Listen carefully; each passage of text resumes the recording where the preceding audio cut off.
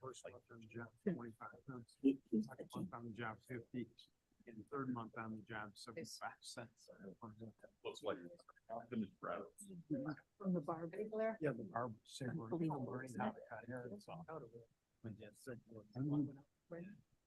yeah, cut. We give the 25 cent one. I said, I don't care. What's your pick?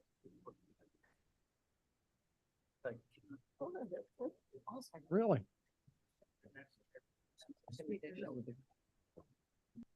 Well, when I was a freshman at Army and I went in there, my hair was probably this long. And Army came in and said, boys, not many. tomorrow when I see you, I want you to be able to wash your face like this. What do you mean? We all had to get buzzes. Yeah. What do you mean by wide open? Yes, please. But they didn't make it. Someday, or I. People that are in favor of. Are we ready?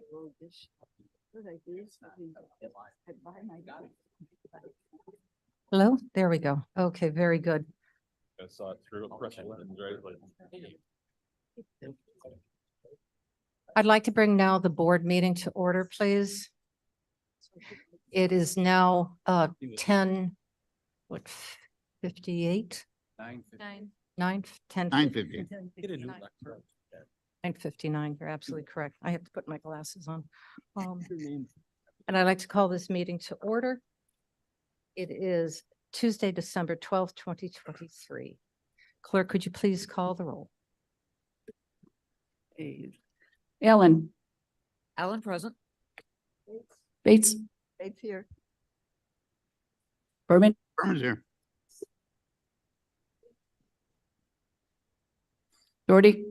Here. Davis. Davis here. Ford. Ford here. Gums. Gums here. Iqbal. Juby. Remote if allowed. All right. Kenyon. Here. Caius. Vice President. Leonard. Leonard here. Lewis. Who's here? Linder. Linder here. Molina. Molina present. Roth. Here. Sanchez. Sanchez present. Silva. Silva's here. Strathman. Strathman present. Surgis. Present. Tarver. Tarver's here. Tepe. Tepe here. Williams. Williams here. Young. Young here. You have a quorum, Madam Chair. And may I have your permission from the board to allow Ms. Juby, Mr. Doherty, and Ms. Silva to attend remotely, both because of illness and because of work? Yes. Yeah. Over here, everybody's okay with that, to allow these three board members to attend remotely? Yes? Thank you. Thank you very much.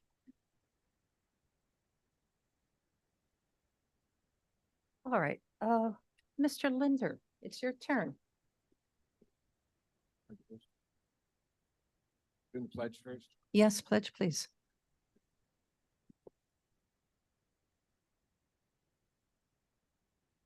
Pledge allegiance to the flag of the United States of America and to the republic for which it stands, one nation, under God, indivisible, with liberty and justice for all.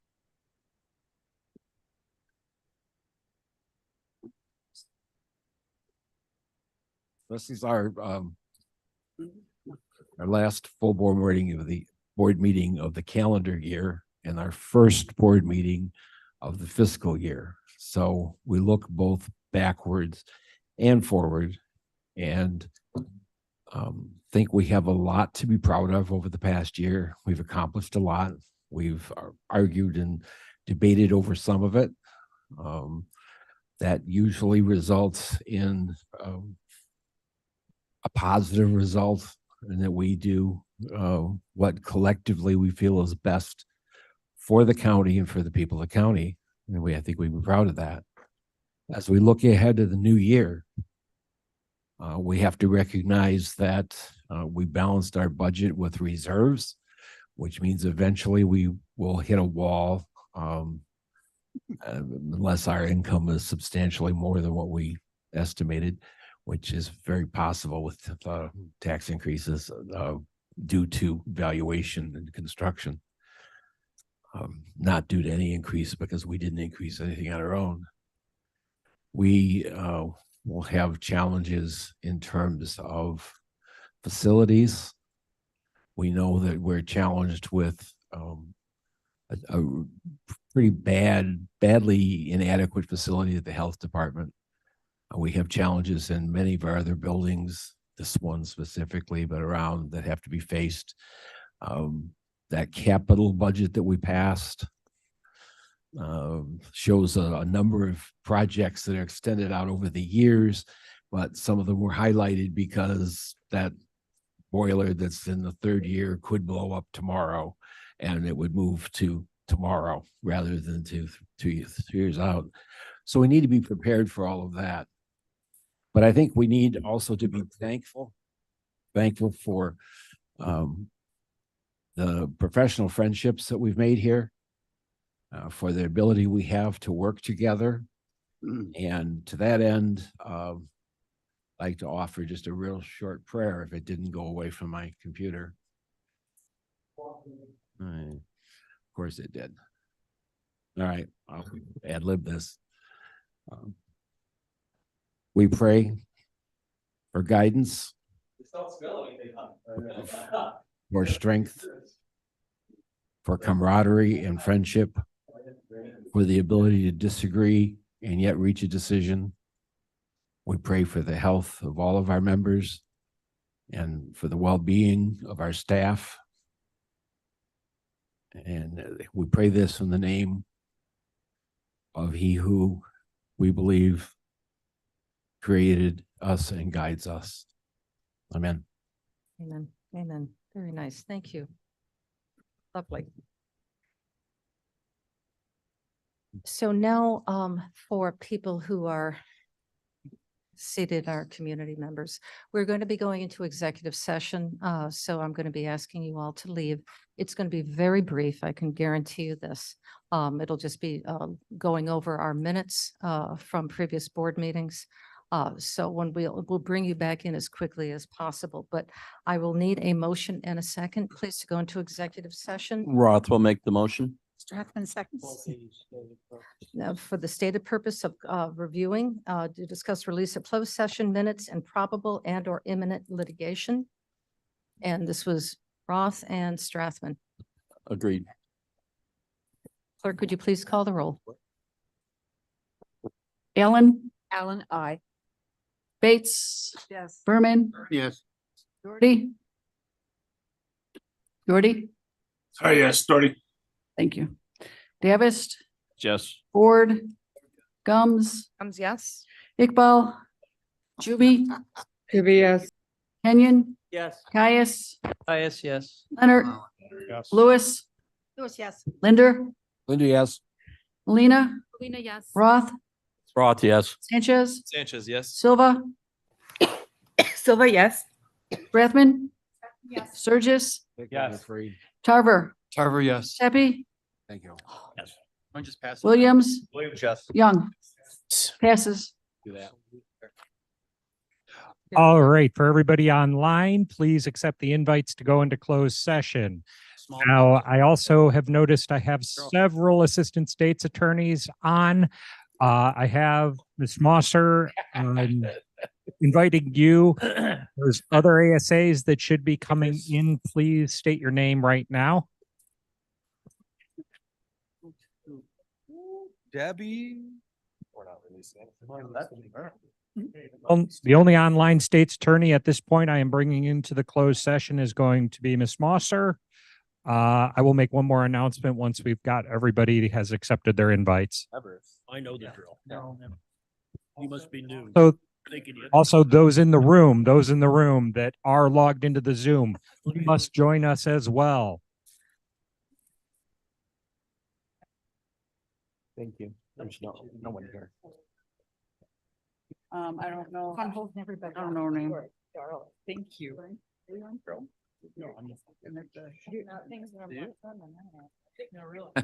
Hey, don't sell yourself short. These are awesome minutes. All right. Good to see you. Merry Christmas.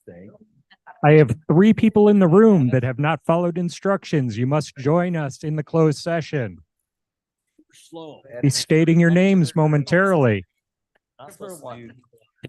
One for the trail on the way back. Mr. Sanchez, please join the closed session. Not really here. Shaming always. It's been said. It's been said before, Jared. Are there any folks that are hearing my voice right now on the Zoom that feel they should be in the closed session?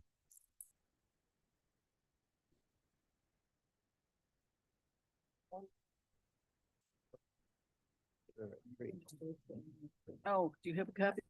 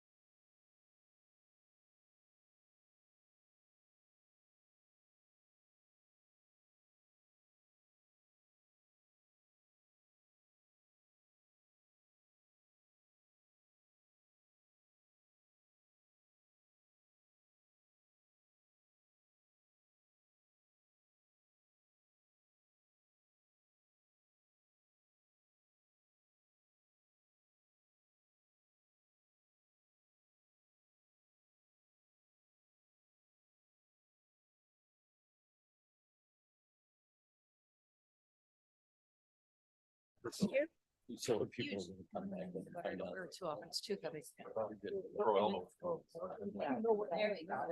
The injuries inadvertent. We just want verdant I didn't put it. verdant injuries, not inadvertent. Because it's actually not a Christmas. Picture and send it to her. But I should be nice.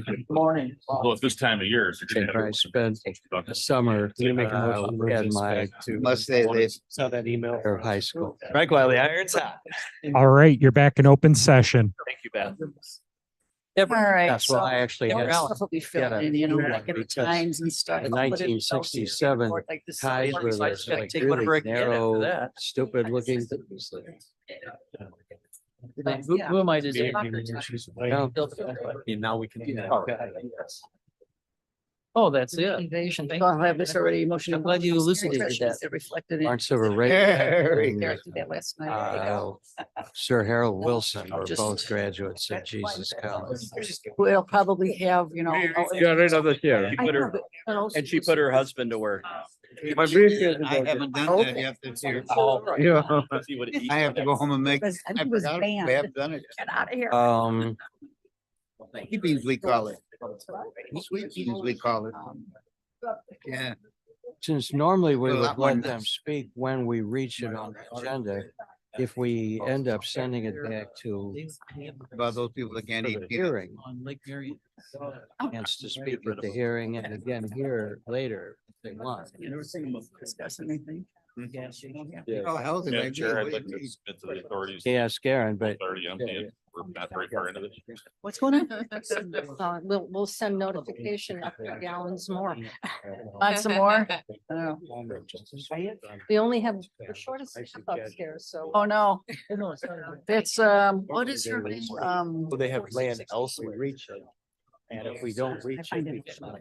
Gotta add it. I was gonna say, like, I don't. World is falling. Us. I thought it was somewhere else. Okay. I did it for my In grandkids. the object. Unless there's, That's what this one is so funny because it's. unless there's a You'll resolution. see when I Cheese get that wine. I love those. They, normally, the zoning people Plenty of speak wineries not that have during solar. public comment, but when the zoning petition. Just the creativity. Yeah. Only farm. Might have to watch it twice to get it.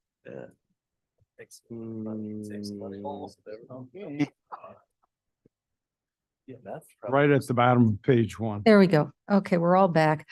Thank you for your patience as we went through this. So we're back in open session. Clerk, could you please call the roll? Okay. Alan. Alan present. Bates. Bates here. Berman. Berman's here. Doherty. Right here. Gavist. That was here. Ford. Ford. Combs. Iqbal. Juby. Remote. Kenyon. Here. Caius. Guys present. Leonard. Lewis. Lewis here. Linder. Then you're here. Lena. Lena present. Roth.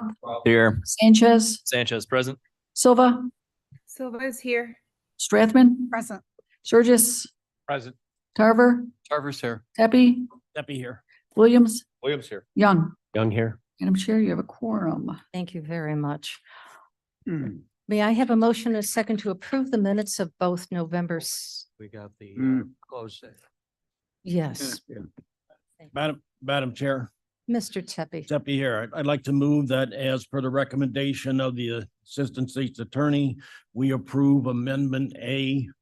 Exhibit A. Associated with the Exhibit A, review. Exhibit A. Review Exhibit A in association with review of closed minutes. Thank you. Is there a second? Gums will Second. Ms. Gums seconds. Seconds. Everybody, clerk, please call the roll. Ellen. Alan, I. Bates. Bates, yes. Berman. Berman, yes. Doherty. Yes. Gavist. Davis, yes. Ford. Combs. Gums, yes. Iqbal. Yes. Juby. abstain. Abstain, all right. Kenyon. Yes. Caius. Guys, yes. Leonard. Lewis. Yes. Linder. Linder, yes. Melina. Molina, yes. Roth. Yes. Sanchez. Sanchez, yes. Silva. Silva, yes. Strathman. Yes. Surgis. Yes. Tarver. Tarver, yes. Pepe. Deputy, yes. Williams, Williams, yes. Young. Young, yes. It passes. All right, very good. May I please have a motion and a second to approve the minutes of November 6th, November 14th, November 16th, and November 21st of 2023. Kenyon would move that motion. Thank you, Mr. Kenyon. Alan. Ms. Allen has it. Thank you, Mr. Doherty, though. Any changes on these? My question is. Yes, Mr. Doherty. What happened? How did we end up with so many unapproved minutes? Oh, we had a very, Have a meeting. Had 4 meetings. we had 4 meetings last In 1 month. It month. was very productive time. But why didn't we approve 6 on the 14th and I 14th? can't, They weren't ready. They weren't ready. Okay. okay. All right. Ready, yes. Thank you. Our staff works as quickly as they're able to. With that, good question. Clerk, please call the roll. Ellen, Alan, I. Bates, It's yes. Berman, Yes. Doherty, Doherty, yes.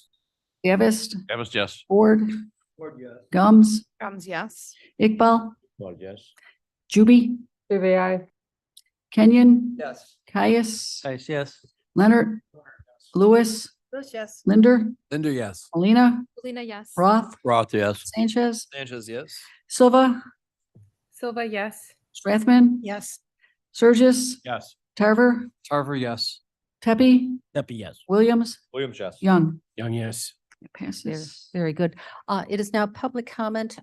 The only public comment I see that has been brought forward to our attention has to deal with our zoning petitions. Is there anybody else who wants to speak on a topic that does not deal with the zoning petitions? None, seeing none online. Well, we'll move forward to a more joyful, very joyful part of our meeting. Madam Chair, Shepro, just for the record, our practice has been that the Microphone, please. people wishing to speak on zoning petition speak during the, when that item is reached on the agenda, which I believe is very shortly anyway. It's forthcoming. It's forthcoming. So the next part of the meeting is going to be both celebratory as well as informative. So the first one is the celebratory one. And I'd like to introduce Julia to do a presentation.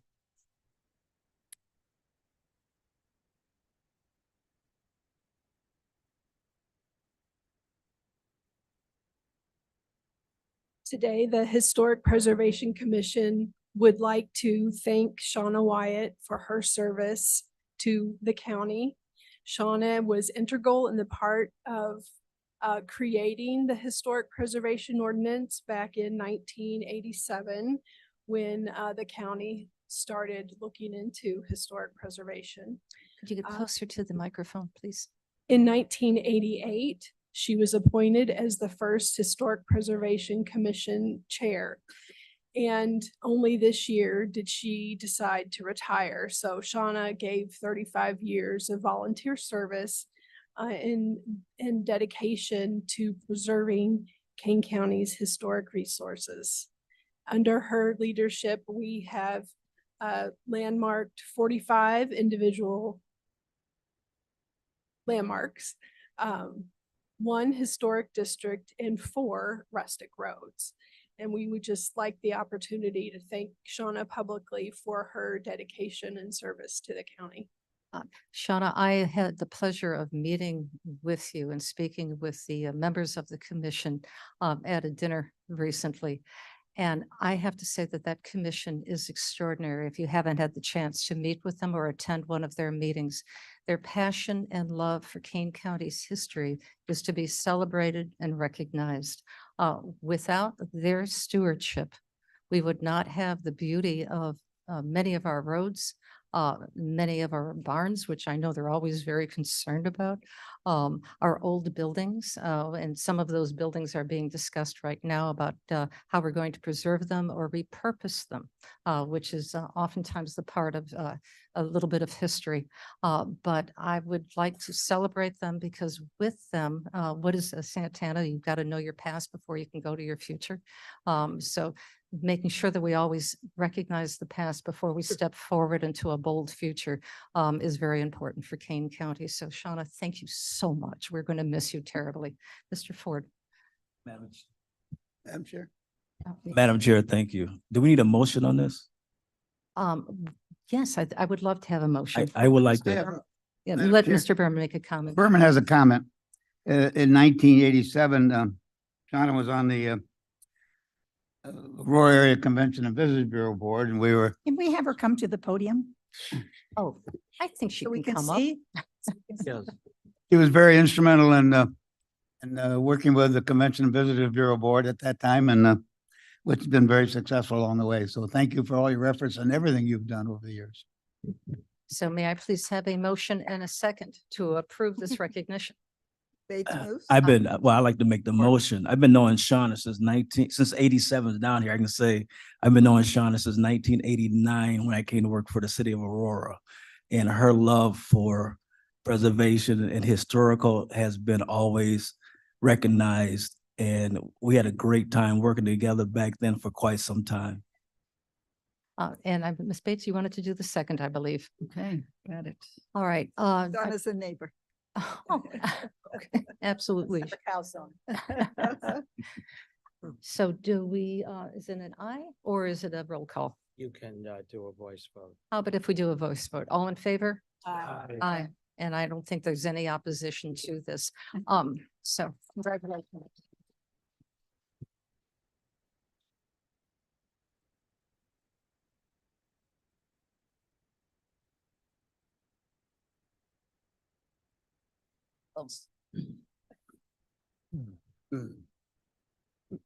I just want to say, because I can never pass up a chance to talk, that, I can't tell you how much this means to me and how proud I have been to be associated with Kane County all these years.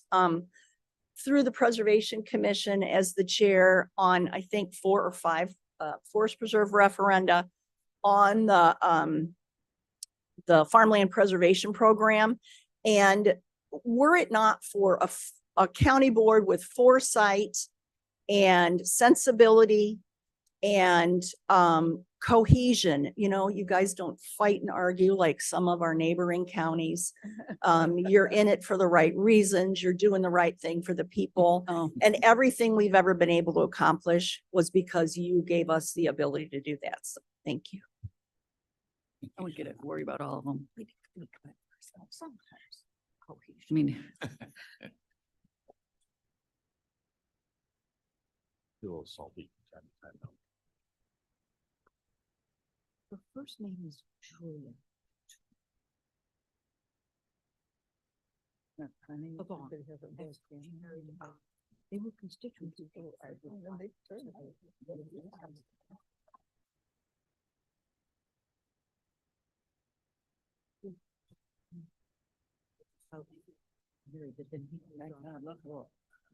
all in there now. I think he's an engineer. All right. Truly, the Historic Preservation Group is just amazing. I have to say that our volunteers and our staff who work for Kane County are exceptional. I mean, they're just warm, engaged, caring individuals who want to do the best for Kane County. And we are so incredibly fortunate to have such a great team behind us as we try to guide our way through sometimes some real good challenges and some fascinating opportunities. All right, so now here comes the informative. So it's time of the year where we're going to be listening to both RTA, Metra, and PACE to present their annual budgets and probably give us a brief update about what their plans are for the future. So I'd like to introduce Director Chris Groven with RTA, and he will do our first presentation. Good morning. I'm Chris Groven, as the chair. Tip it up, yeah. How's that? Better? You lean right into it. All right. Good morning. I'm Chris Groven. For those I haven't met, I've had the privilege of representing Kane County on the RTA board since 2018. Thank you for having us this morning for this important conversation. The regional transit budget for 2024 and the 5-year capital plan. Metro and Pace have continued to provide vital transportation options to people in Kane County and are welcoming back riders with flexible schedules, new fare products, and innovative pilots that are responding to the changing transportation needs that we see. We're seeing more collaboration between the agencies than ever before as they adapt to these new needs, but it's clear there is more work to be done. This is a critical time for public transit. With the looming fiscal cliff, that is when the federal relief funds run out, we are projected to see a 20% budget deficit as soon as 2026. That large of a gap could result in cuts that would be devastating for people in Kane County who rely on public transit, in addition to the impacts that a smaller transit system would have on our economy, our environment, and our congestion. We believe transit is the answer to many of our region's greatest challenges, but to be the solution we know it can be, we must reform our funding structure to be less reliant on fares and end the decades-long cycle of chronic underfunding so that the RTA and service boards can deliver the service and system that our riders and residents deserve. So I'm now happy to introduce the Executive Director of the RTA, Leanne Redden, to talk a bit more about the budget and what to look forward to in 2024. Not as tall as Chris. But thank you, Chris, for that introduction. And I get to do some of the boring stuff with just some of the numbers to run you through kind of the status of the budget situation. So thank you, Chair Perogue and members of the board for having us here today. And I know you're going to be hearing from Metro and Pace, so I'll just kind of focus on sort of the broader regional perspective as we need to discuss. Throughout this year, the regional transit system that is operated by CTA, Metro and Pace has really worked, as Chris noted, to improve service, expand access, and really work to bring back riders as we continue to recover from the pandemic. But we know that there's a lot more work ahead of us, and there's a lot more that needs to be done as we continue to make this steady recovery.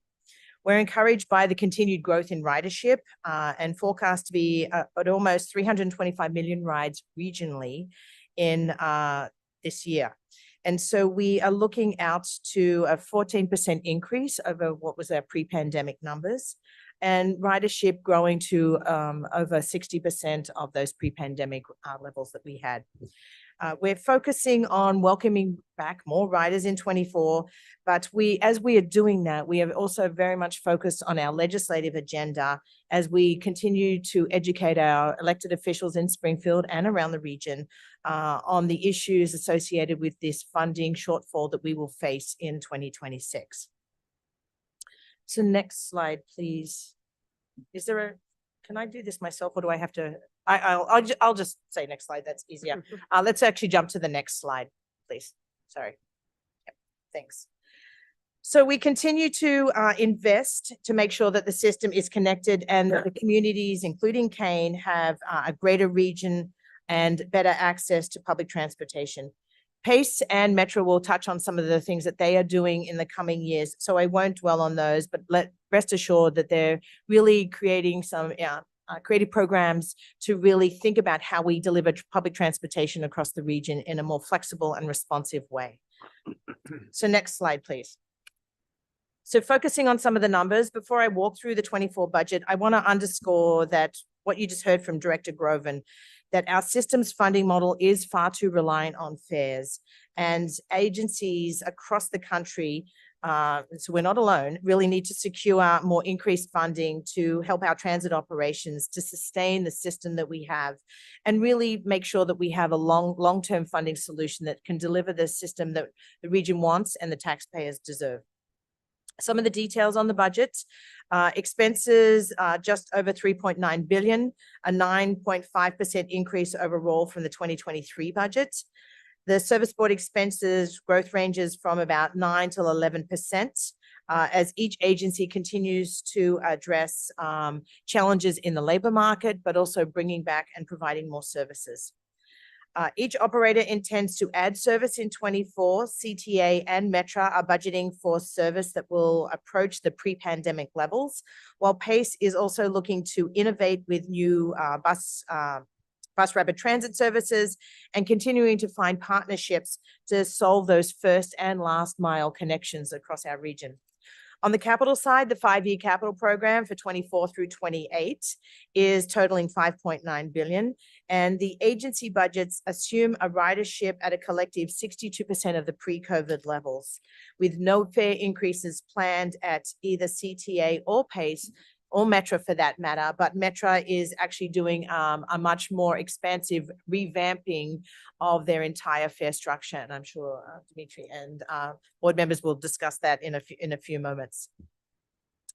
The proposed regional budget and 2-year financial plan projects that the federal relief funding that we've been relying on to essentially fill that funding gap that we have will begin to exhaust at the end of 25. And as Chris Groven mentioned, that's when we will face that fiscal cliff of about 20% of our operating budget in 2026. And that's the big issue that we need to address.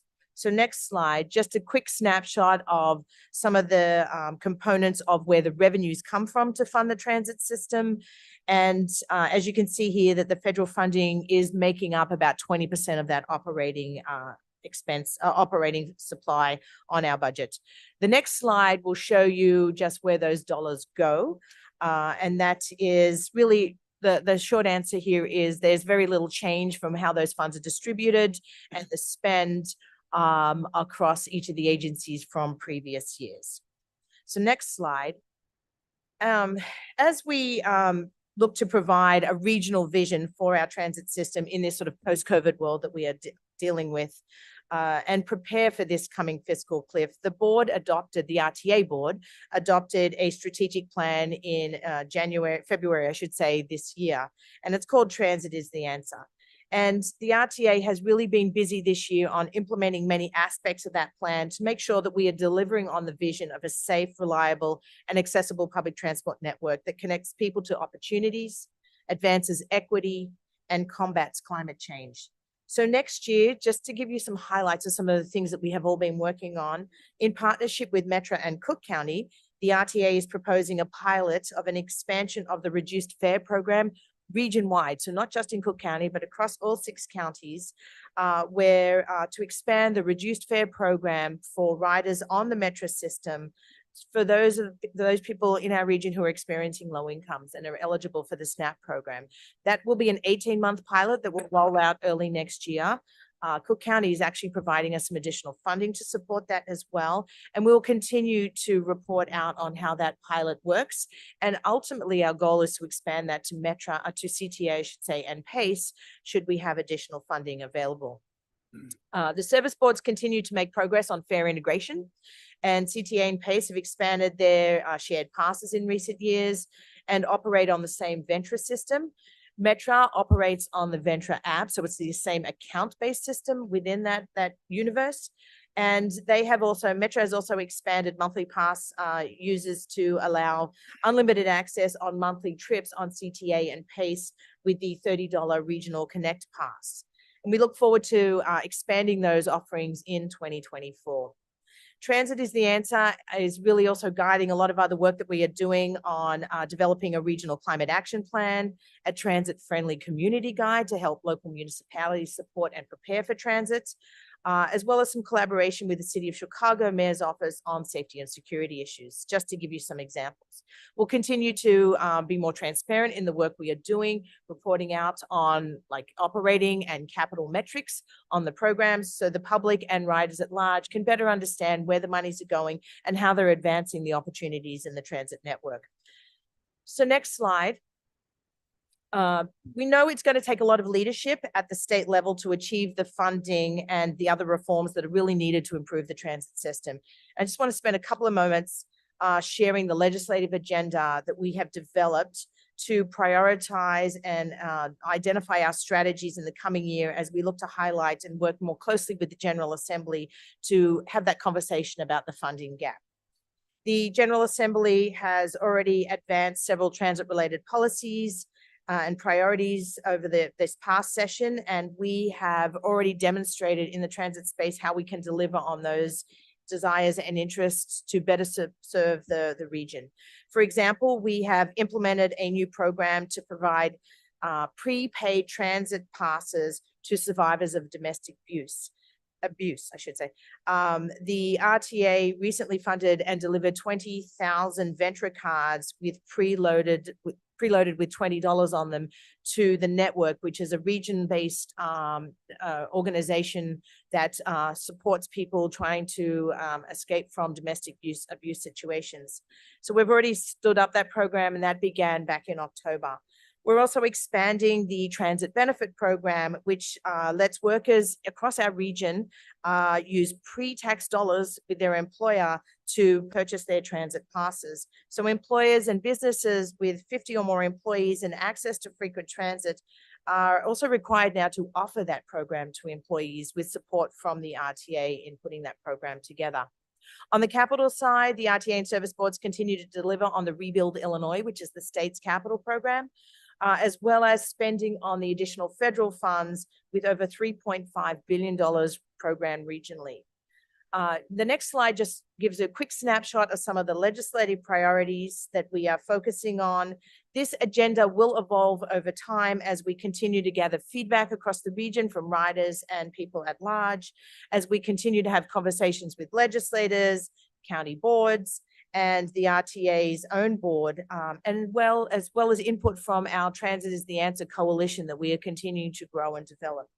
Any discussions of transit really need to begin with the current fiscal challenges that we're facing, that the system has to acknowledge that the historic underfunding for the transit system across our region. We continue to confront a new set of conditions following the pandemic, and the system we know needs to continue to evolve. And while we continue to underscore the historic funding challenges and state support, we understand that there is a shared goal of improving efficiencies, cost savings, and accountability that we and the three operators have to provide. So just to wrap up in terms of some next steps, the RTA with me today will be available also after the meeting in the auditorium to answer any additional questions that people might have or engage with the public should they want to. Our board is scheduled to adopt the final regions budget on Thursday at our board meeting. That's December 14th. And with that, I will thank you for your time and happy to answer any questions that you might have. Are there any questions for Leanne? Yes, ma'am. Oh, yes, Mr. Iqbal. Yeah, ma'am, thank you for the presentation. There was one agenda item on the legislative issue that all the three boards should be combined, and I don't see it listed here. Is there such a thing, and where do you stand on it? So there was a report that was done from the Chicago Metropolitan Agency for Planning in conjunction with many stakeholders across the region to discuss really what do we need to do to support a stronger, better transit system going forward. One of the recommendations, first, the primary thing that they identified was the recognition of the funding gap and the need to actually fund and fully support the transit network that we have. There was some conversation around should the region consider different governing structures for the transit system. And this report has been shared with the General Assembly. It is for the General Assembly fundamentally in further consultation and conversation, I would say, with the City of Chicago and the county governments to consider that conversation going forward.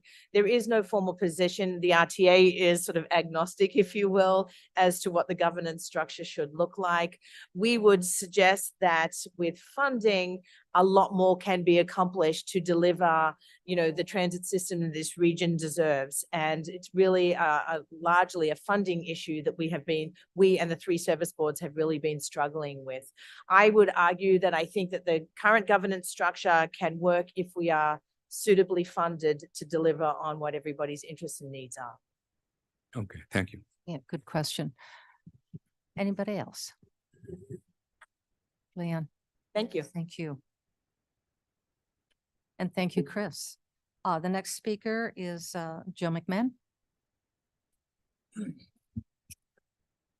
morning. I'm Joe McMahon, your appointee to the Metra Board of Directors. I'm here this morning with Mr. Demetrius Skofis from Metra, and thank you for the opportunity to present Metra's 2024 budget. In preparation for today's meeting, you all should have been mailed a copy of our 2024 budget. We also had an open meeting for public comment, and we appreciate you hosting us downstairs for members of the public to come in and weigh in on our proposed budget before we reviewed and approved that at our board meeting. So thank you. Metra's 2024 budget is $1.093 billion, and then another $574.9 million in our capital budget. I'll give a brief overview of both of those and then talk about some of the changes. But our operating expenses for providing commuter services across Northeast Illinois, including here in Kane County, are $49 million higher than it was last year. That's a 4.9% increase in our operating expense budget. That increase is driven largely by inflation and contractual issues with our labor force. We have seen an increase in costs due to what I would describe as just general inflation, but also rising medical premiums, increased fuel costs, and insurance costs, and then again, our contractual issues with our labor force. Metra employs almost 5,000 individuals, many of whom are members of organized labor. And last week, I had a chance to meet with representatives of all of the labor groups, and they have played such an important role in getting Metra through so many of the COVID-era challenges, and they continue to really be an incredible backbone of our organization. What struck me last week when I was there, I went to a couple of their different work sites, is how many jobs management and labor have worked together to bring back to Illinois, to keep within Metra organization, to do repair work, restructuring work, rebuild work, metal fabrication, and that really is a reflection of that great relationship that Metra has between management and labor, and something that we're very proud of at Metra. Our 2024 operating expenses are funded by essentially three areas. Passenger revenue, about 25%, regional sales tax, a little more than 50%, and then over the last couple of years, federal COVID-related funding, about 22% of our overall operating budget. Our capital budget for next year, for 2024, is just under $575 million. That funds 97 different capital projects across the region. And again, it's the 6 Northeast Illinois, City of Chicago, Cook County, and then the Collar counties. Those capital budget projects fall into really 4 different asset categories. Bridge and retaining wall replacements and rehabilitation is the first. Updating and remodeling stations and parkings areas, yard improvement for maintenance and storage of rail cars, engines, and then rail car rehabilitation, which again, that's another project that Metra employees and our organized labor has been able to do in-house and keep those jobs here in Illinois. Funding for the capital projects really comes from different sources. Comes from a federal funding formula. The U.S. Department of Transportation has issued a mega grant to Metra. Illinois PAYGO funds, RTA bonds that are issued, and then a small amount of Section 5310 funds from RTA. And honestly, I really hope you don't ask me about that, because that's the extent that I know about those Section 5310 funds. Let's talk about some of the changes that we've implemented over the last couple of years, and we're getting ready to roll out in 2024. But as you just heard from the RTA, Metra has completely revamped our fare structure to make ridership more attractive, more financially attractive, with both a simpler zone structure, reducing the number of zones from 13 down to 4, and then making our fare structure more attractive as well. One-way fare to downtown Chicago under our new fare structure starting February of 2024 will cost $6.75. That's a one-way non-discounted ticket. That's down from either $8.25 or $9, depending on where someone boards the train in Kane County. So that's a thank you. And that's a nice improvement, and it's a way for us to try to reattract and re-engage riders, not just those riders who are going all the way downtown Chicago, but also riders who may want to commute across the region on one of our lines. For our monthly riders, a monthly pass will cost $135. That's a reduction of more than $100 per month under our current fare structure across the county. In addition to the standard fares, we offer reduced fares for active duty military, full-time students, and residents who receive SNAP benefits are eligible to receive discounted fares as well.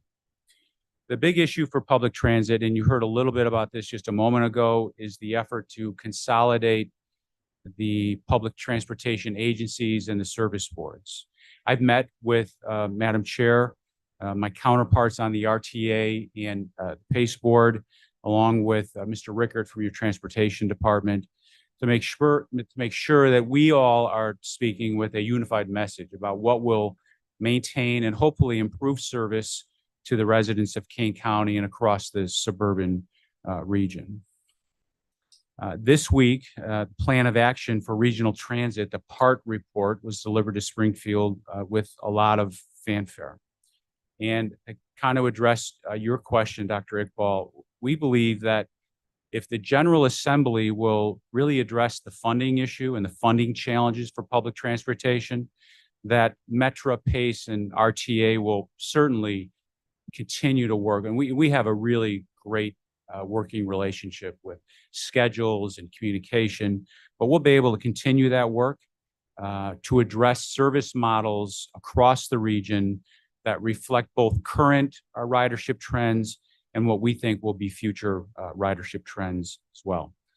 Metra is already kind of moving from a commuter rail agency to one that reflects regional rail with significant service during rush hours, but less frequent peak service than a traditional commuter rail schedule.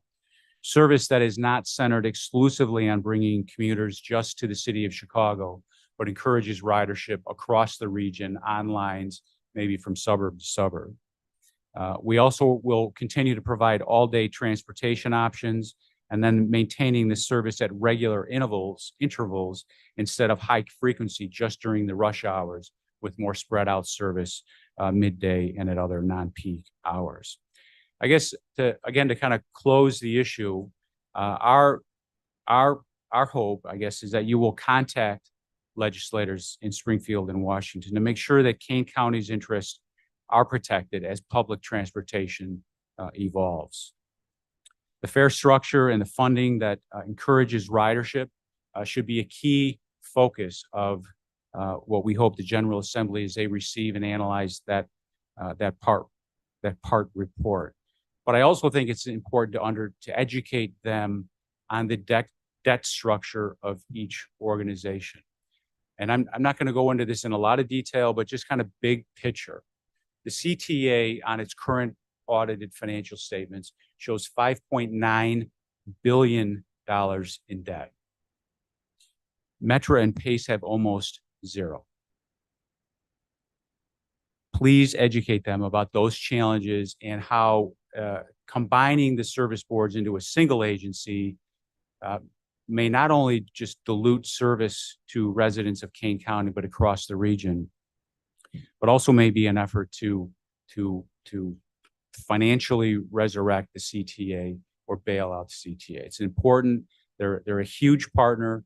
They provide a critically important piece to the public transportation puzzle across the region, but understand what the financial picture looks like for each of those organizations. And with that, I'll try to answer any questions. Thank you, Madam Chair. Thank you. Yes, sir. Surges. Joe, thanks for coming today. And I'm going to ask 3 questions. I don't know if you're the gentleman or the nice English lady or whomever, but the first one is, driving through Chicago over the weekend was painful. But then Sunday night, I saw the news saying that they've opened all lanes on the Kennedy between Chicago and our area. But also announced they would be closing lanes again on the outbound next year into 2024 and 2025. Do you guys see an uptick during those construction seasons, or is it here nor there?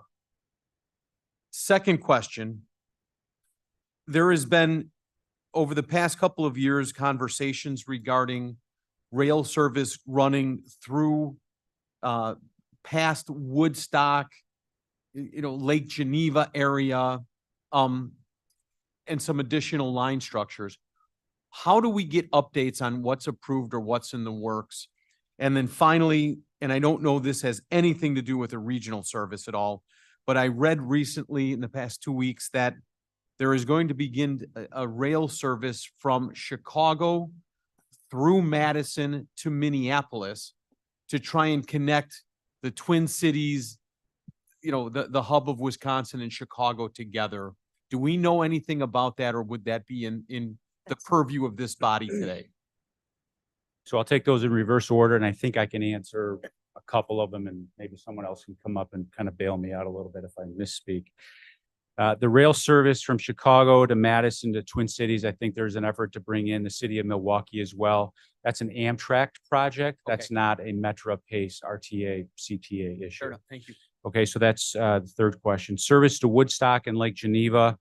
That's not something that I've heard that has been in the discussion recently. There has been discussion on extending service out to Rockford. And so that's a Illinois Department of Transportation project that IDOT has asked Metra to essentially operate that line for them. But that's an IDOT project where they would extend the line. That would be a cost that they would incur. There's been some discussion about the location of additional stops between Elgin, because again, it's early, but the discussion would be to extend the line, I think, from the Big Timber Station west and northwest out to Rockford. So there's been some discussion about maybe a stop in Huntley. Marengo, I think, has been on the table. Maybe one in Belvedere, with the line ending in Rockford. I don't think any of that is finalized. That's conceptual at this point. I know our governor was out talking about kind of the groundbreaking. So it's more than conceptual. I think it's going to happen, but I don't think the final line or the final stops have been finalized. The third question was, are we seeing an uptick in ridership depending on weather patterns? So we do construction. So we do, I don't know that I can answer that question directly. We do monitor ridership by line, both midweek and on weekends. We are seeing, we're over 50% of our pre-COVID ridership levels have returned, higher midweek, so Tuesday, Wednesday, Thursday. And then on weekends, especially on Sundays, we've had some Sundays over the last couple of months where our ridership has been at greater than 100% than it was pre-COVID, especially from the outlying stations like Aurora, Elburn, not so much Big Timber because we have limited service there on the weekend, but for sure Elburn and Aurora on Sunday afternoons. I think those are, yes, sir. Anybody else? Miss Bates. Thank you. Bates here. Hi, Joe. So I have a question. We keep hearing about this terrible cliff, and I feel like, what do you have a suggestion, a wish, a gleam in your eye about how we're going to solve this cliff? And I have another question, but I'll just ask that one Have an first. answer to I was that. hoping you We had all the wanna answer hear to it. that, because that's what we all want. I don't have an answer. I think, as you heard from the RTA members, we have to solve the funding formula, whether that is a different fare structure, whether that's a reallocation of resources. I think it's important to look at transportation as a whole, not just public transportation, but public transportation involves funding for roadways, for tollways, because as you reduce the ability to provide safe, reliable, efficient public transportation on Metra, on PACE, on the CTA, that disincentivizes people to get on that form of public transportation, and that pushes more vehicles onto our surface roadways. So I think if the General Assembly focuses on the big picture of transportation and then looks at funding for all of our organizations, all of the service boards, CTA, Metra, PACE included, and then RTA is the umbrella organization. I think we'll be able to figure out the governance piece kind of on our own. We already cooperate, but I don't have an answer as to how to solve that fiscal cliff. I just think that needs to be the focus, and that really is the challenge that I think was delivered to Springfield this week.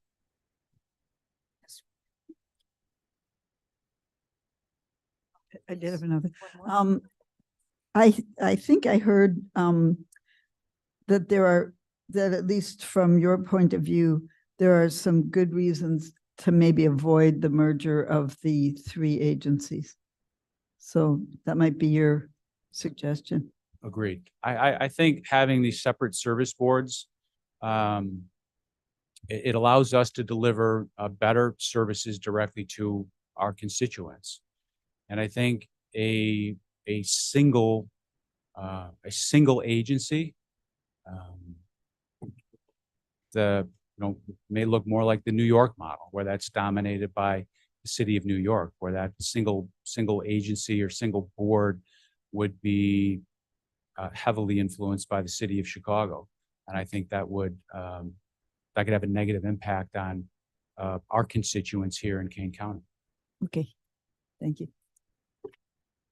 Anybody else? Yes. Thank you. Thank you very much for the information. You know, it's baffling when you hear that your operating expenses are 22%, COVID money, and then 19% COVID money. I mean, that's the cliff, right? So, how to navigate that is baffling, I think, in everyone's budget collectively, because we all kind of got bailed out a little bit. I mean, that's an ugly word, but it's true.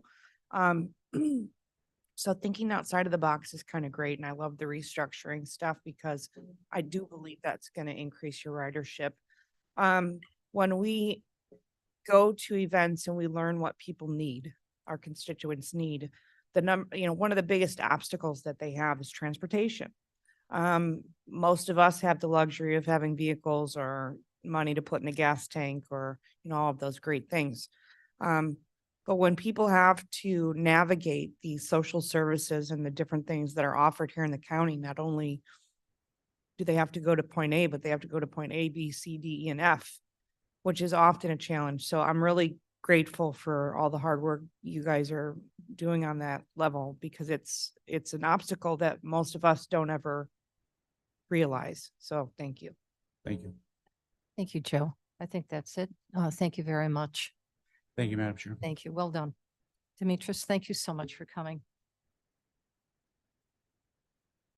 All right. I believe our PACE bus is the next one. And I believe that PACE will address the last mile question as well as the wonderful work that they've been doing to support our individuals who need to get from point A to point B to get to the doctor, and then from B to C and back home again. So welcome, Mayor Schelke.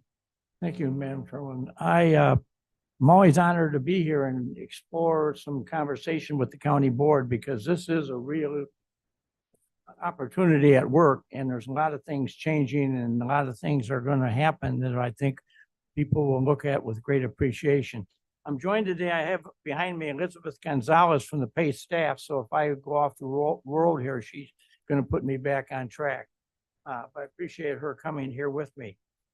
Most of what I could say has already been said, so I don't need to repeat the histories of the RTA, but I just would like to note that the 2024 budget by PACE has been approved with no fare increases and no service reductions. So that's what we're very, very pleased on. The thing that we are experiencing in Kane County is that the fixed routes are kind of so-so. They have ridership almost on a daily basis, but it's not really strong. Where we really are experiencing bus ridership is on what we call our Ride in Kane program and our Call on Demand program. This maybe gets to what was the question was just asked, how we get to people who seriously need a bus. And thanks to the cooperation of some of the local communities, this body and PACE, we put together a fund, which currently is $882,000 a year that is funding these types of operations, and that is where we have real growth. Now, what we are finding out is that there's a couple of interesting things happening in Kane County. One is we are becoming a target for expansion of senior citizen communities and living. In Batavia, where I'm the mayor, we now have 6 senior living communities, including the Homestead, which is one of the bigger ones in the Chicago area. We've just approved a 7th one, which will be built on the west side of Batavia, and we have people talking to us about an 8th one. So you get into this and you start talking to my fellow peers in other towns, and everybody tells me the same thing about where the ridership is and what's going on with it. So as some of you know, I serve as chairman of the Chicago Metropolitan Agency for Planning's Council of Mayors Downtown, which includes all of the 6 counties and the city of Chicago. And because I'm the chairman, I also then sit on the State Transportation Policy Committee, which is where the money is divvied up. So that's always a very interesting conversation and place to be. And I like to think that we've been able to get Kane County their share of money. And I will tell you a real secret to that is the quality of people that you have working for you at the Kane County Department of Transportation. They go into Chicago, they're on first name basis with everybody who they should be on first name basis with. And they're number one, they're highly respected by what they're in there saying and doing. They have all the answers. There's nobody trying to pull some shenanigan. And Kane County has one of the best reputations in the region for a quality transportation staff. So as one who has to go with those folks, I really thank you for doing that, because it makes the job real easier. The thing that I would share with you that seems to be happening, and I was invited 3 weeks ago to go to Chicago with 7 other mayors and have a conversation with the newly elected mayor of Chicago. And this is part of what was said, is that Chicago is having a major population shift. About over 300,000 people have left Chicago and have come out, most of them to the suburbs, it would appear. In my town, when you move into Batavia, you have to sign up for sewer, water, and electric. And on the application, we ask you, where are you moving here from? And so after I'd been in with the mayor and heard his conversations about his problem with losing all this population, I came back and I asked my utility director to go back into the records over the last 3 years and tell me how many people we had gotten moved to Batavia from Chicago. Yeah, end of the day, the answer was over 60% of all of our new residents have come to us from Chicago. And I'm led to believe that may also be a trend that's happening throughout Kane County. So jumping back into the PACE bus, we now have the Bus on the Shoulder program running from Elgin into Chicago, basically, where we take you into Rosemont, and then you get on the bus there, and that takes you the rest of the way. But we also have, some interesting ideas. We're going to hopefully totally electrify the bus fleet by 2040. That's the goal. And right now we're experimenting with it up in Lake County around Waukegan area. And one of the reasons we chose to do that is that that's right near Great Lakes Naval Training Center. And that by itself is a huge generator of bus passengers, because people want to get in and come in and use the bus and whatever have you. So as we look at where future routes or services are needing to be, I will tell you Kane County is right up there at the top. There's several in with us in this, but we got some interesting things happening here, including the fact that right now at Fermilab, they are building a new accelerator. When it's done in about 3 or 4 years, will add 2,200 more jobs. And we just had a 242 unit attached townhouse project built right outside the border of Fermilab. And every unit in that complex is now is either sold and occupied. There's a couple still being built, but they have been sold, I am told. And that's one of these places where we're getting in that complex, a whole bunch of people from the Chicago movement are coming out there. And so you go say to them, why are you moving here? Well, the PACE bus is right available and coming up and around. we got the I-88 corridor just south of us, and you got the metro trains in Geneva and Aurora. So it makes it very convenient for somebody who has to get back and forth into Chicago to live in Kane County. So we just have a lot of interesting things going on here, and I appreciate the support that we get from the Kane County Board, because this is a government in action. This isn't something where we're regressing and unserving things. We got more and more customers all the time, riders, I should say. And as a result of that, we're moving right along. And I want to end my comments for picking up on the question that was asked about the PART study, which is this thing that CMAP has done in relationship to kind of consolidating the services. I've sat on the conversations about that since it was originally being talked about at CMAP, because I'm the chairman of the Council of Mayors and all this other stuff. There was a lot of good thinking in there. They brought in a lot of good people. I don't know the answer to this, but the one thing that the PART study does not say anything about is how's this all going to be put together and how's this all going to be organized? And there is a big political thing that's not even mentioned in there about who's going to be on this board, if there's going to be a new board, who's going to appoint these folks, you know, where are they going to come from? There's none of that's there. So I've had several kind of conversations with Madam Chairman, who is very involved in all this stuff and really keeps her hand in it. And she's joined with me a couple of times in meetings in downtown Chicago where this is being discussed. And I think where we're going here is that we're going to need to get our state legislators, the Senate and the House, really informed as to the impacts that this could or could not have. And the PART study that was put out offers two versions. One, you get rid of the RTA altogether. The other one is you keep the existing RTA, but then you introduce into the three services, the various pieces of things that you can do that will make it a better organization. But we really need to get the state representatives involved in this. I've already had, the last week, I had the chance to have lunch with Senator Holmes, and I really bent her ear about what was going to be happening here. So I think we're going to probably ask some of the rest of you, because Kane County does have different representatives in every part of it. So we got some voices here that hopefully can bring about a good thing for Kane County. So I'll end there. If anybody has any questions, I'd be happy to try to answer. Any questions for Mayor Shelkey? Just one. Yes, Mr. Iqbal. Mr. Mayor, thank you very much for coming. I ride the bus from I-90 and Randall to Rosemont, and also from Route 25 to Rosemont, and I really appreciate that service, and I hope you will keep it up. Thank you. I mean, I think that's the full intention is to keep that up. And as I say, right now, we're exploring more and more bus service on, unique types of situations. Yeah.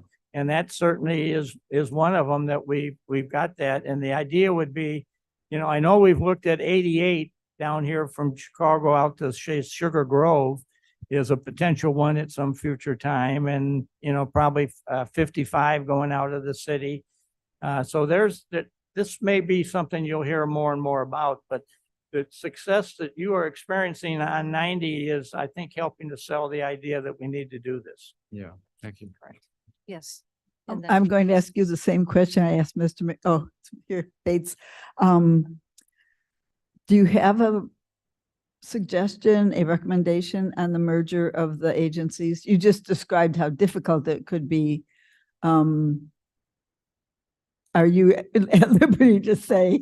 I'm probably biased because you've appointed me to be one of the representatives of the 27 on the boards. I would tell you, I think with the executive director we now have, and she's already spoke for the RTA, this is a very well-run service. And talking to other mayors from other parts of the country, there's been heavy-duty scandals in their transportation services, in some of the major and larger urbanized areas. And we haven't had that. We run a very smart ship here, but I think there is an importance to have an individual board for each one of them, because then they can spend the time to get involved in all these discussions that we've already just talked about here today of innovative ideas and new things. And we're an area that's growing, or at least our growth is changing our demographics. And so as a result of that, we really need to have, I think, the voices we have now. It's starting to sound unanimous. One more little question. Is the CTA debt, would that be a big concern on merging the? Well, the CTA, I think, is well, I don't know how to describe them. They're definitely part of the RTA. Yeah. And, we're here all to work together. Mhm. And so that's one where it's going to take some work. And at the end of the day, I think a lot of this is going to be how much money the Illinois General Assembly and other sources can come up with to overcome some of the difficulties. You've already heard of the finances that are involved there versus Metro and Pace. And so we're the ones looking good, but the other one needs help. But we have a lot of people on a daily basis leave Kane County and take Metro or into Chicago, but then they get on the CTA and need that to go to someplace. So it's an ongoing trip. Thank you for your hard work on this. Thank you. Ms. Gums? Thank you. I just want to identify or thank you for articulating the importance of the General Assembly and those relationships. As the chair and co-chair of legislation, I really appreciate you emphasizing that need and that it will be a heavy lift. So we'll be talking. Well, I will tell you that the chairman and myself have probably talked every couple of weeks minimum about this type of stuff. So you guys, Kane County is into the conversation very heavily at the levels it needs to be right now because of the leadership we have here with the county board that we have. So I'm very honored to be working with you and representing you because I think our voice is one that people acknowledge and know that, hey, those guys out there know what they're doing, know what's going on. So. Any other questions? Yes, sir. Here, Jeff, nice to see you. Merry Christmas. And Thank thank you. you for the kind words about KDOT. I'm privileged to share transportation now, so I brag about them quite a bit, but Mr.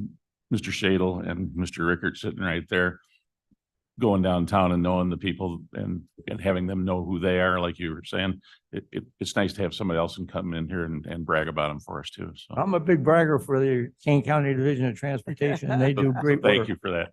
Thank you. As we all are. Thank you.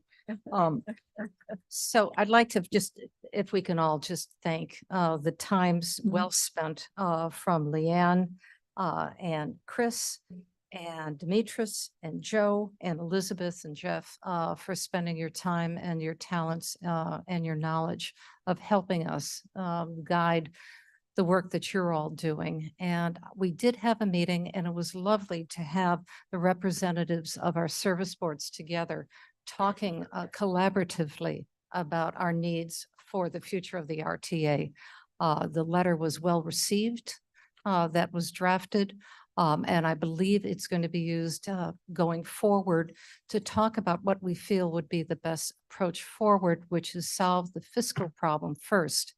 And then we can take care of governance second, because without money, have very little opportunities to govern.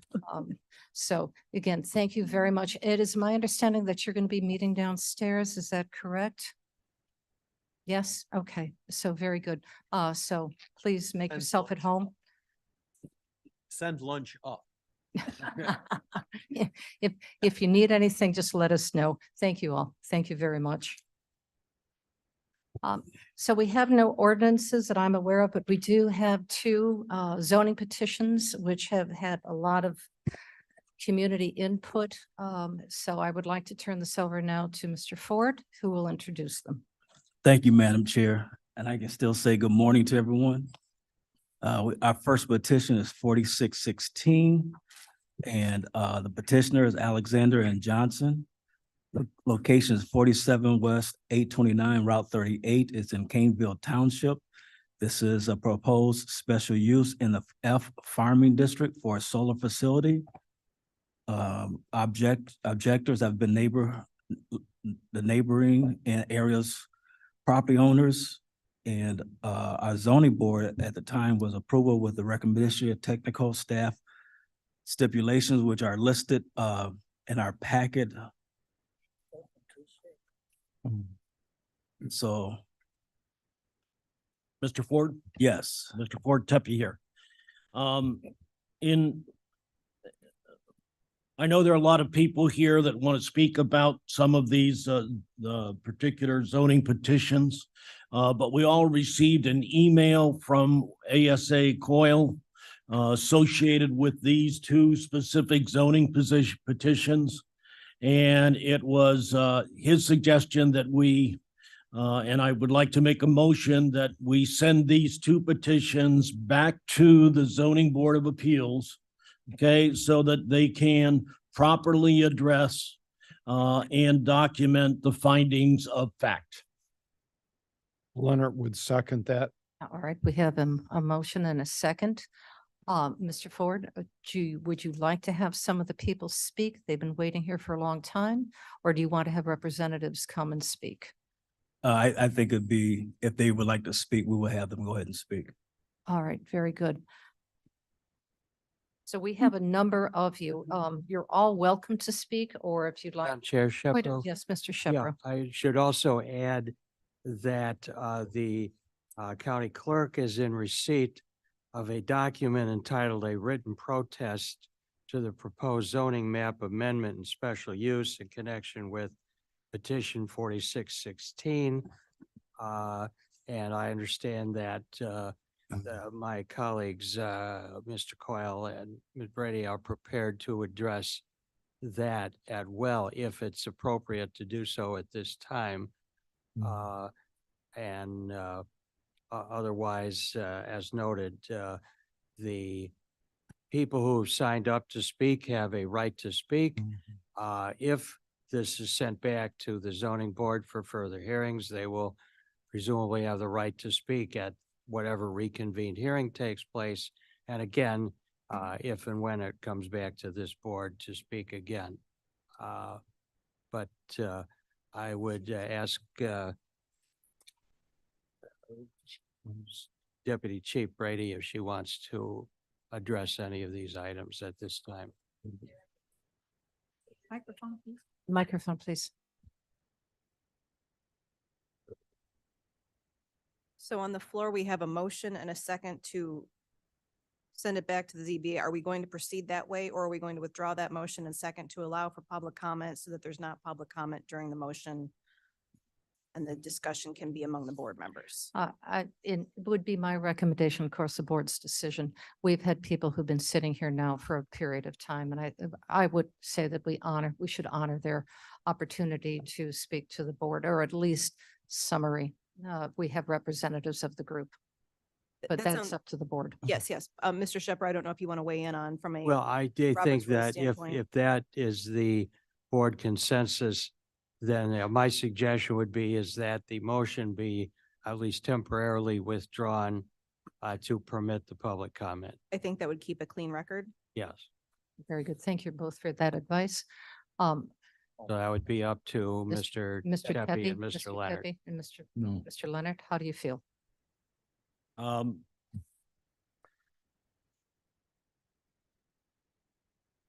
The challenge here is that if I withdraw the motion, this is going to be back on the agenda again, which is when the people are really going to want to speak, which is when it's going to be addressed. And I apologize, okay, because I know they've been waiting, but I feel that they'll have the opportunity to talk when it is properly on the agenda, and they'll have the ability to address it at the at that time. So I would prefer not to withdraw my motion. Another item that, Shepro again, is that we have the State's Attorney's Office and Development Department have advised that there has been some additional material submitted by the applicants, which I suspect the public has not had a chance to see or review, which would be presumably part of the what the zoning board would be asked to consider should it be sent back. So again, for the purpose of anybody who desires to speak, regardless of whether you choose to speak today, a right to speak further at the hearing. And again, at at whatever subsequent proceedings, including this board, if, as and when there's a report received and it comes back. Mr. Leonard? Aaron, do you want to? I would just like to add on to that. If that's the desire of the board at this point in time, then I think with that motion pending and having been seconded, if the board wants to allow public comment at this time within that context, then it can go ahead and do so, and it should do so. Which, as long as everybody's in agreement that that's the process that we're going to take. Mr. Leonard? Madam Chair, yes, I would agree with the state's attorney's office. And I would like to postpone this motion until the people that are here that would like to speak, and then vote on the motion that Mr. Tepe and I seconded. So you have withdrawn temporarily your second. Postpone it, yes. Postpone. Madam Chair, Yes, if sir. Mr. Leonard withdraws his second, I would second that motion. I believe it's a proper thing at this point to send it back to ZPA and let the people speak there, because speaking here on the issue that may not be the issue when it comes back from ZPA. So I would suggest it's in the interest of our time and their time, they should wait until it comes back to the board for voting. Yes, sir. Thank you, Madam Chair. I would agree with Dr. Iqbal. If Mr. Tepe wants to withdraw that motion now, or vote on that motion and not have the people speak now, but rather at the ZBA and future meetings, I'm in agreement with that.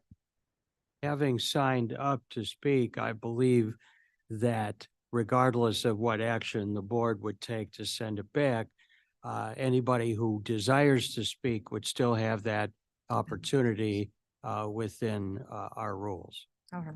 Okay, so it is, I believe we've been given counsel and advice from our state's attorney that within the jurisdiction practice, that these individuals can speak if they so choose now. That's fair. Thank you. All right, so we have a motion and a second to move it to back to ZBA. But before we take the vote with Mr. Ford's approval, I think we should have some of our speakers come up. I agree. Okay, thank you very much. All right, so we have a number of speakers, and again, you're all welcome to speak, or you're all welcome to have a representative speak on your behalf if you so choose. And you will have an opportunity to come back to us in the future, and we welcome your voices. So the first person on my list is Stuart Peterson.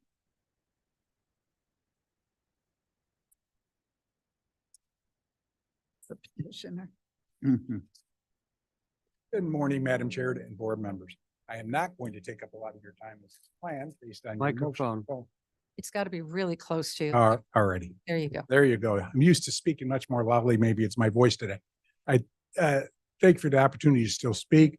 I'll be brief based on your motion. I'm not going to rehash stuff. It's in a letter that you may have received, kind of the cart before the horse argument. But I would like to say Merry Christmas and everybody have a blessed holiday. And I think to your most elder member on the board, I'd like to wish Mr. Berman a happy 90th coming up. I've known him since I was a young man.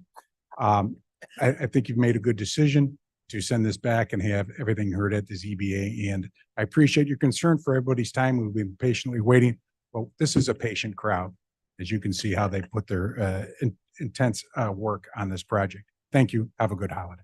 Thank you. The next speaker is Carrie. Let me see if I can get it. Savilic? Is Carrie here? There she is. And Carrie, could you please correct my pronunciation? Carrie Savilic, and I am going to yield my time. I did send an email to Mr. Van Kerkhoff. I would like those files to be pulled. I asked for them to be submitted onto the record, but since I'm going to be saving my presentation for the ZBA, that's where I would like to do it. So thank you. Thank you very much. Gayla Argent? Is Gayla here? There she is. Ditto. Okay. Okay. Okay, very good. Record. for Can you public elaborate on that, please? Tate Lundgren? Morning. I'm Tate Lunger and I represent several of the objecting adjacent landowners. I won't be cumulative of anything Mr. Peterson already said, but I will just say one of the new documents that was submitted, I believe last night, was a revised site plan. For that reason alone, based on comments that came out of the development committee, I believe that it has to go back to the zoning committee at this point. So I just say that for your consideration. Thank you. Thank you. Arlene Goodrich?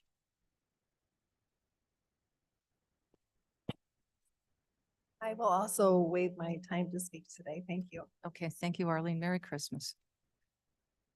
David Kovich?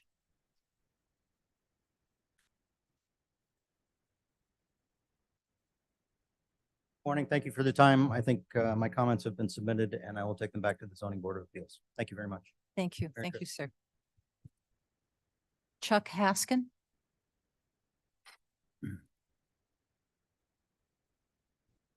Good morning, Madam Chair. I am also going to yield my time, but I did want to thank the board for giving us this opportunity to speak and wish everybody a Merry Christmas. Thank you very much. The same to you, sir. Donna Riggs?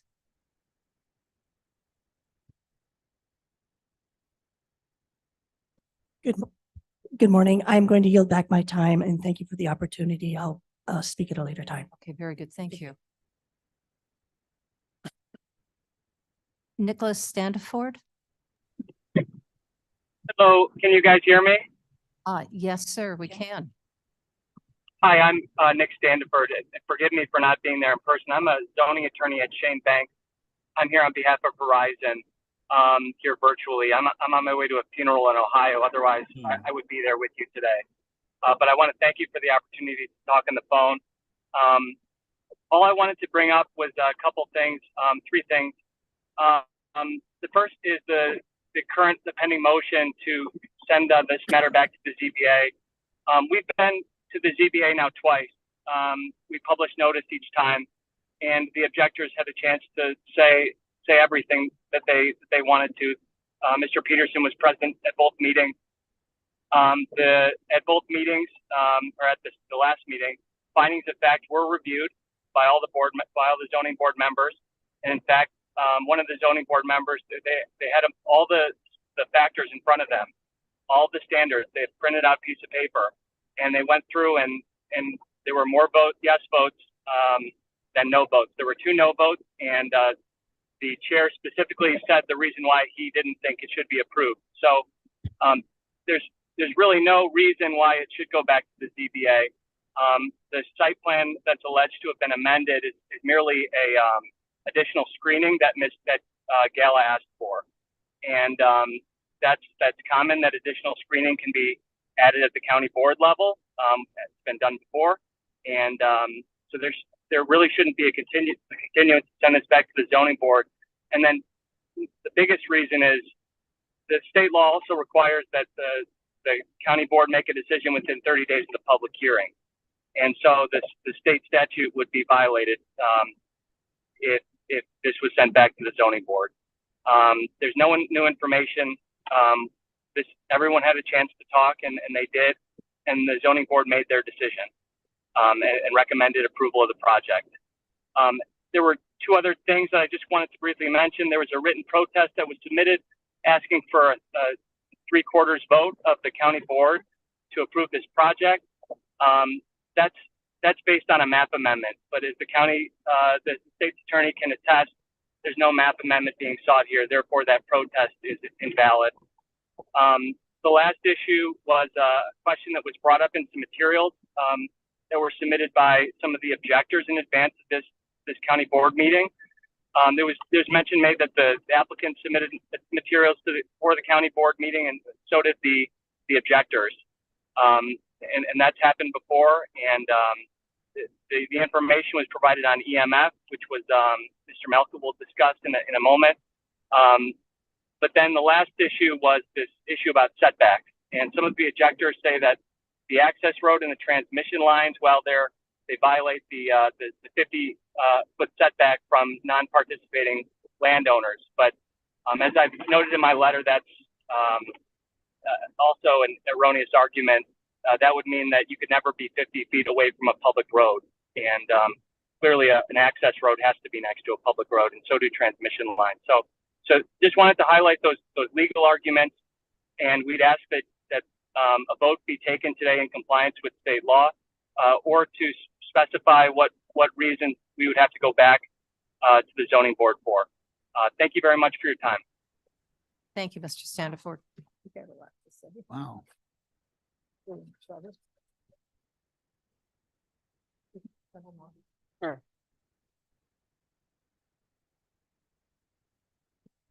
Mr. Alexander and Mr. Johnson.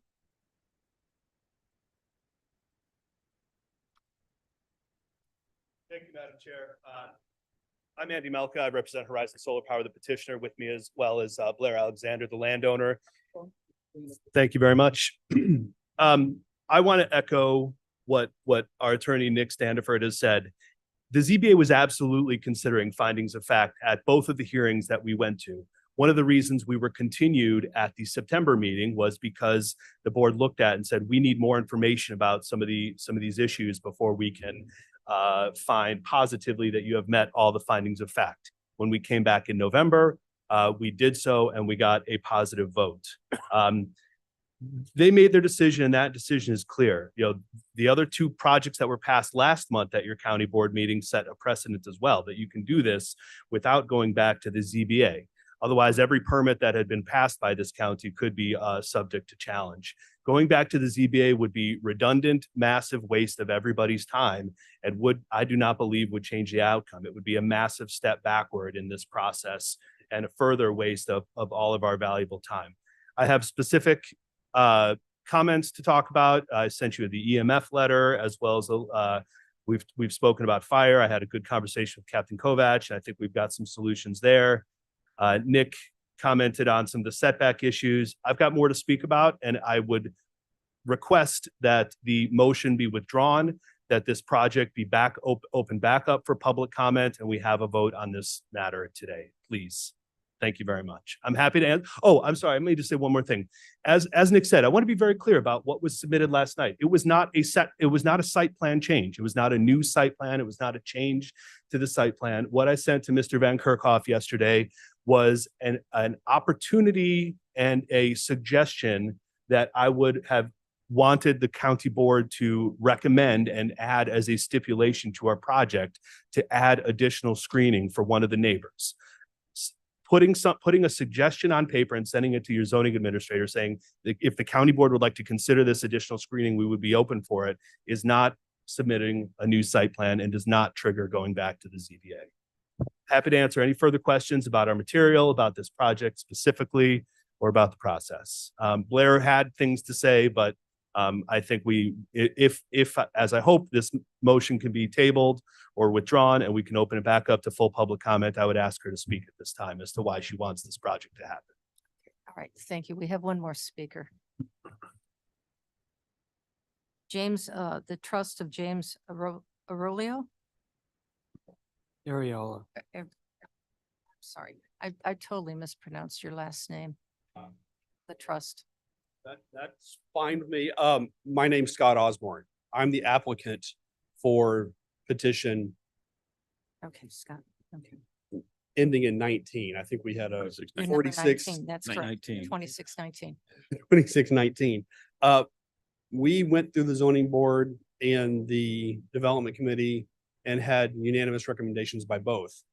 We haven't submitted any new information that would necessitate a revisiting our application at this point. And so I'm not familiar with the document that was raised this morning from the attorney. So I would like to have a little bit more clarification what this document is and when it arrived, just because this is kind of a blindside to us this morning. I don't know how better to make that request. I'm sorry, point of information. This is Caius. Yes, sir. This is a separate, are we speaking about the The first, separate this is, you're 4619. Yes, sir. Yeah, this wouldn't apply to your, Not would this apply to it? 46. So This is separate from. you then would I speak misheard- later during the, Okay, then I misheard earlier. I thought it mentioned both projects that What? are on the No. agenda. Point of order, Yeah. my motion does apply to both, Yes. okay, as does Mr. Coyle's memo. All right. Both were mentioned. Yes.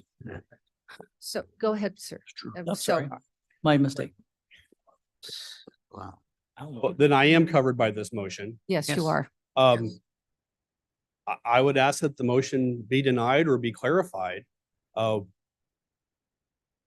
No offense to our competitors here, but we're not the same project and we don't have the opposition that he has. We had no one come speak in opposition to our project. So speaking to the motion, I would like to have it at least separated to the two projects and reconsidered for ours. Okay, all right. Thank you very much. Thank you very much. Thank you. Appreciate that. All right, Mr. Ford. I actually don't have any comment at this point. I think we're ready for vote. Madam Chair, Yes, Mr. this is Caius. Caius. Having gone through this about 3 or 4 times, I think that, I need more clarification on exactly why we're sending it back. I'm not sure I understand the reason for it. Maybe just like the petitioner saying, we've, if they have to go back for finding of fact, we already passed 2 resolutions, 2 zoning petitions where we actually did the finding of fact right here. So it seems to me to be redundant to send it back to go through the whole process when we already have set a precedent by running these through at our, and it's not the most ideal way to do it, but at least it doesn't start all the way back 3 months ago to start over again. And I believe and about the new finding of facts for something that was submitted, also a clarification on from the state's attorney about the statement about the shading or the barrier between, if that is actually a change in the site plan, because we do that all the time. As Alexander said, that we modify them as for just the way the site is. It doesn't change the basic nature of the solar project. I would prefer that we dispense with this and rather than go about this 3-month process. Thank you. Ms. Bates, I think if Mr. Ford, if you will allow, perhaps Mr. Coyle could come up and That's explain. my request is to have Mr. Coyle. Good morning, Vincent Coyle from the. And again, closer, the microphone. I'm sorry. It off. There you Okay. go. Can you hear me? That's Vincent Coyle from the Kane County State's Attorney's Office. So our office did make a recommendation that both these petitions go back to the zoning board of appeals. And that is based on 2 reasons. One, it is a requirement under law, under our ordinance, as well as state statute, that a report with the findings of fact from the ZBA go to the county board. We reviewed the form that was submitted in the agenda packet that is titled findings of fact, and they only have conclusions of whether it meets standard or not. There are no findings of fact, so we would respectfully disagree with anything or any comment that was made as regards to that there is a findings of fact for this county board to that has been presented to them for their review of any kind of decision today. The second reason why it's important to have the findings of fact, because if this is challenged in court, the judicial review will look at whether the county board made a arbitrary decision or not. And the basis of that, where they're going to look at what this county board reviewed in order to make their decision. Right now, there are no findings of fact that have been presented to the county board for them to make their decision. So under the law, the proper thing to do is to send it to the zoning board of appeals so they can make those findings of fact, submit that properly to the county board, so then that can be reviewed. And I would also say that under the special use Illinois statute, it is well within this county board's power to refer the proposal back to the Board of Appeals for further consideration. And that is for both 16 as well as 19. Our review of both of those forms did not have the findings of fact, so our recommendation would be consistent with both of those. Okay, thank you. Does that answer your question, Yes, it sir? does. I understand that. Now we passed two in between that, 17 and 18. Are we gonna? Well, go I'm get those only, back?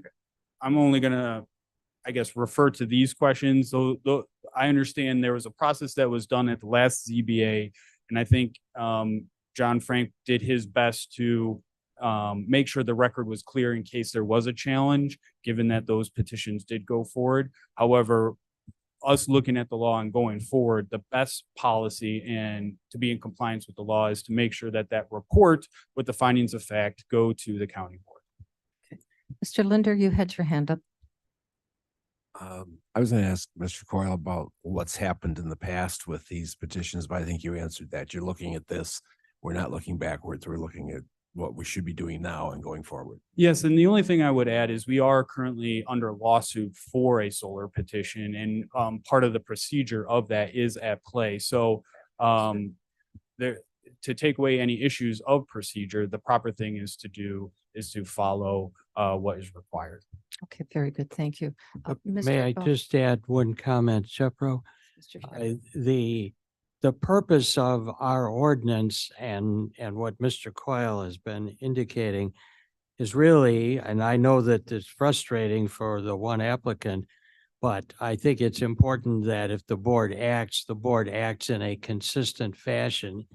And to simply say we don't need findings in this case because there weren't any objectors at the hearing, I think would also create a bad precedent. It was pointed out at the last time, I think several board members commented, the process that was employed was because the board did not send it back. And I think what was done at Mr. Frank's recommendation was essentially the best face that we could put on a situation where there were no findings made. And so this is, again, I think the idea is to protect everybody from the board to the applicants to the objectors and make sure that the process that has been pretty clearly outlined in our ordinances is followed. Thank you. Yes, Ms. Gomes. Bates, I'm sorry. The other one. I would like to know why the ZBA is not sending us the findings of facts. This must be standard operating procedure and it's not being followed. So I don't have the intimate knowledge of why the ZBA does the things that they do. I will say that speaking with Mark Van Kerkhoff, we are learning that different counties around do it different ways. And obviously through this process, we are trying to reform and make it the best way possible going forward. And this is definitely one of them, is to ensure that the county board has those findings of fact when they make a decision. Thank you. Thank you. Okay, thank you. Good Here, question. Madam Chair, forward. Yes, Oh. Mr. Ford, yes. Just get clarification. If they do get sent back, do they come right back to the board, or does it has to go back to development and then the board So what's the step? with the process? I believe this would go back to the zoning board and come back to this board. Okay. Okay, which make it a little bit more efficient. Yeah. Hold on, please. Mr. Iqbal, then I'll recognize you. Yes. Mr. Iqbal, you had a question? Yeah, Madam Chair, I have two comments. Number one, the question was raised about the 30-day limit that we have to vote on after the application is made. What do you say about that? Number one. So what Mr. Standifer was referring to is it says that the county shall make its citing and permitting decisions not more than 30 days after the conclusion of the public hearing. And, one of the arguments is that the county board is making a decision right now to send it back within that time period, which is within the authority of the county board to do. Mr. Standiford is trying to obviously advocate, and there's, I understand that, but you would also have to look at it that this county board also has to be in compliance with the other part of the statute that requires the findings of fact to be there. So I think because you have to look at this, both statutes of special use and the solar farm in harmony, it is fully within this county board's right to send it back to the zoning board of appeals at this time. And The one second more. question, Yes. the second comment was, why did the state attorney's office allowed this board to make the finding of fact, which someone is calling arbitrary? You think that should be null and void, and those also should be sent back to ZBA and should be reconsider our decision and send it back to ZBA. Can I respond to that, Mr. Iqbal? Yes, please. So, Ms. Mr. Brady. Iqbal, our office only advises, we don't direct. the Microphone, county. please. Our office only advises and gave the advice that it did under the circumstances that were presented where the board indicated that it wanted to make a decision. So we are here to advise the board. The board certainly conducts itself in the manner that it sees fit and makes those decisions that it wants to make. Whatever we want. But now we have two different opinions from the same office. No. No, same So- opinion. It is the same opinion. As Mr. Coyle was saying, given the situation that the county board was in at the last county board meeting, it was clear that a decision was being made to go forward. At that time, the best anybody could suggest at that moment was to make the recommendations here or findings here at this level. That's not the case here. There's an opportunity to have those made and the record made complete. And so we advise that that's the best practice here to, as Mr. Coyle was stating, to protect all parties involved and to give everyone their due process and to form a complete record. And that's our recommendation today. And yes. The recommendation, Shepro, the recommendation of the state's attorney at the previous board meeting was the same as it is today. The board did not see fit to send it back. That was the only real difference, and That is correct for both too. I think that's we should. Petitioner who would like to speak, Mr. Ford, please, I'll recognize you, Mr. Alexander. Microphone. Thank you, Madam Chair. Andy Melka with Blair Alexander. I would like this opportunity for our attorney to weigh in because these are specific legal questions, if I may. Nick Standiford on the phone. Is he online? Yes, he is.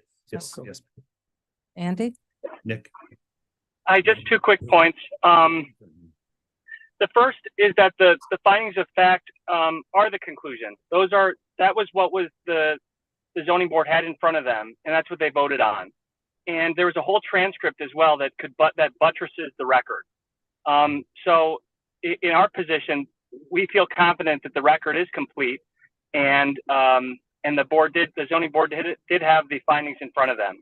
And I think that what the state's attorney wants, it sounds like, is for like a big long description relating to how each of the findings of fact, like how each of the factors were then satisfied. I suppose that's fine. That's going to require a lot of changes at the zoning board. They're going to have to sit down and craft findings of fact, in real time. And I'm not sure if the county wants to do that change.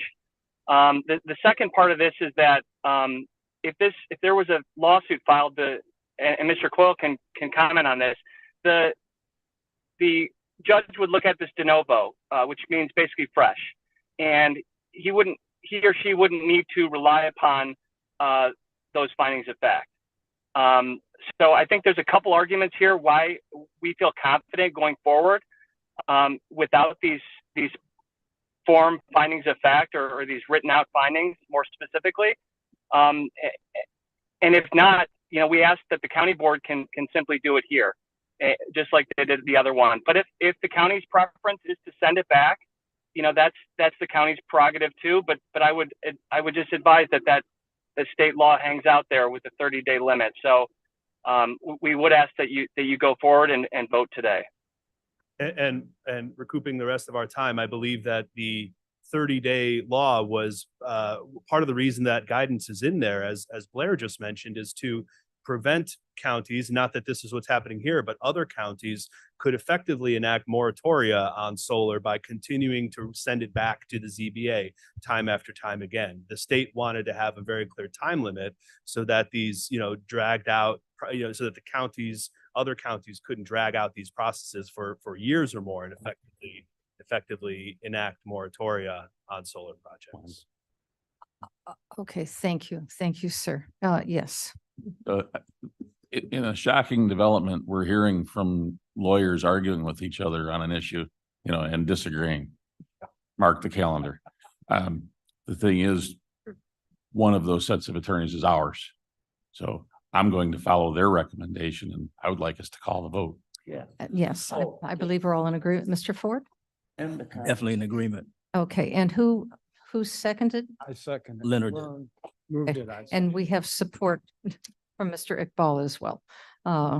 So with that, clerk, please call the roll. And this is to send both of the items. and- Yes. Back to ZBA. So we're actually voting on 4616 and 4619. Back to ZBA, right? Yep. Send it back to the Hmm, ZBA. Right. Okay, Ellen, Alan, I. Bates, Bates, yes. Berman, No. Doherty, yes. Davis, Davis, yes. Ford, Ford, yes. Gums, Gums, yes. Iqbal, Iqbal, yes. Juby, Juby, I. Kenyon, Yes. Caius. Caius, no. Leonard, Leonard, yes. Lewis, Lewis, no. Linder, Linder, yes. Melina, Molina, yes. Roth, Roth, yes. Sanchez, Sanchez, yes. Silva, Silva, yes. Strathman, Apologies to the petitioners, yes. Surgis, Carver, Tarver, yes. Tepe, Tepe, yes. Williams, He's not Oops. here. he's gone. Young, Young, yes. okay, it passes. 3 nays. Okay, it's going back.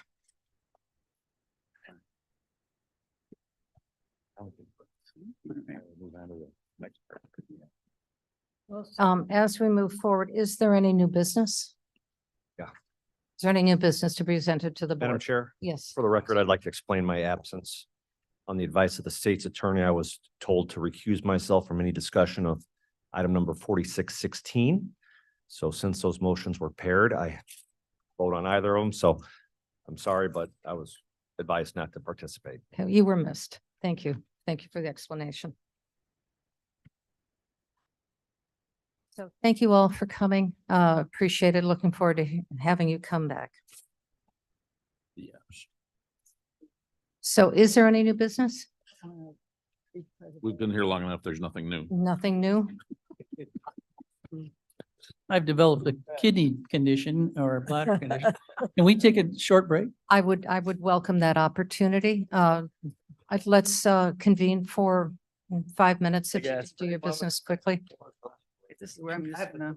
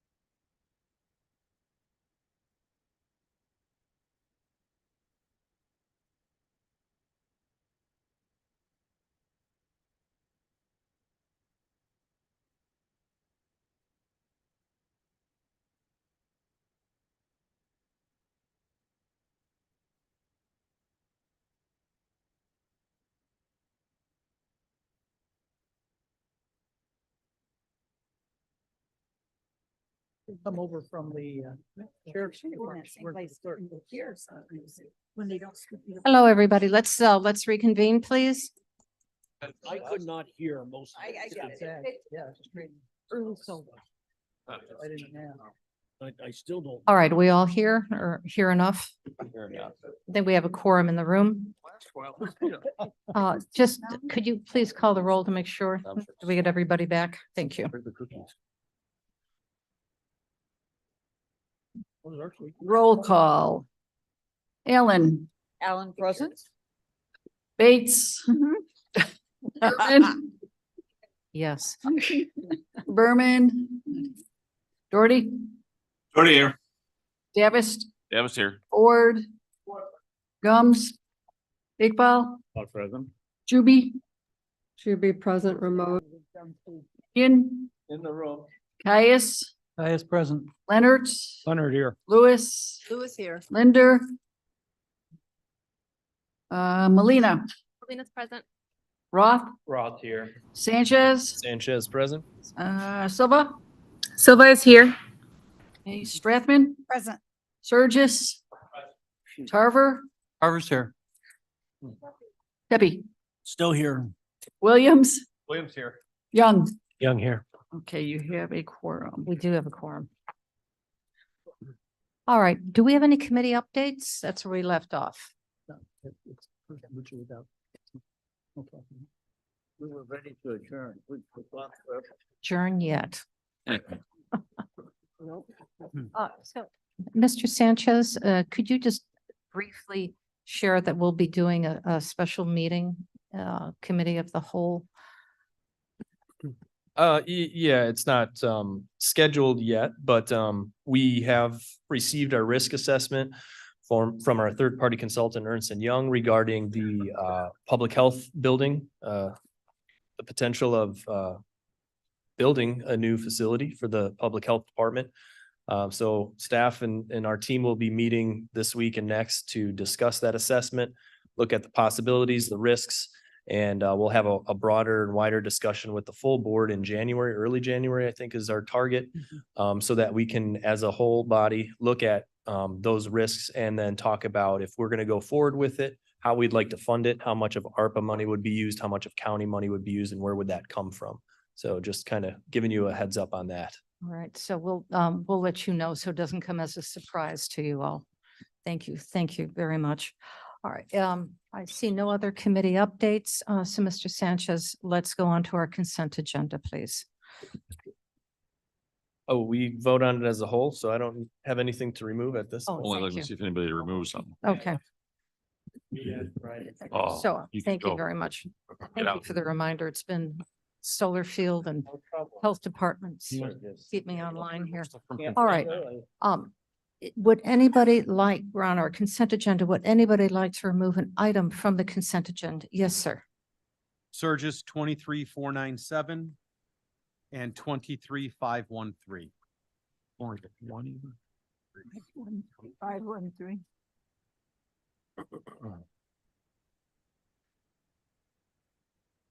Think so. All right, anybody else? Yeah, Anybody on this side? Yes, sir, Mr. Iqbal. 499 and 502. Pardon me? 502. Microphone, please. 502. 502. I thought you might need some. Anybody else? Side of the room? Side of the room? Anybody online? Yes, Mr. Doherty? 23,530.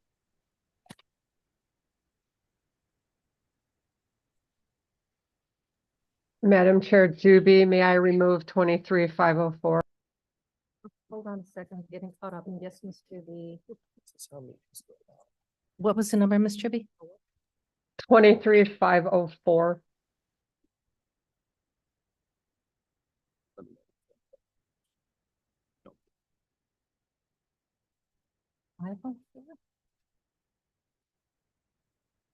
Who was 504? Juby? Yes. It's the roof inspection and repair. You should have gotten something handed at the table with the adjusted contract. So if everyone got it, then we don't need to remove it, but I'm not there. I don't know if everyone got it or not. Okay. I think we all got hard copies of All it, got a hard copy? of the correction. Then it doesn't need to be removed. If everyone has actually seen what should have been forwarded, then that would be all right. Okay, Yep, I think we I'm all. afraid I don't have a copy. Right. Right. Penciled in the. Oh, we're removing it, Miss Juby. Okay, Juby, we're And- still removing it. That's fine. Madam Chair, Yes. Anybody else? Madam Chair, Bates, Yes, please. Ms. Bates, yes, Um, please. I believe that resolution 23-539 should be added back into the consent agenda since it was passed in our last meeting, executive. Mm, Can put it back. The executive committee. Agenda. That should be part of the consent agenda.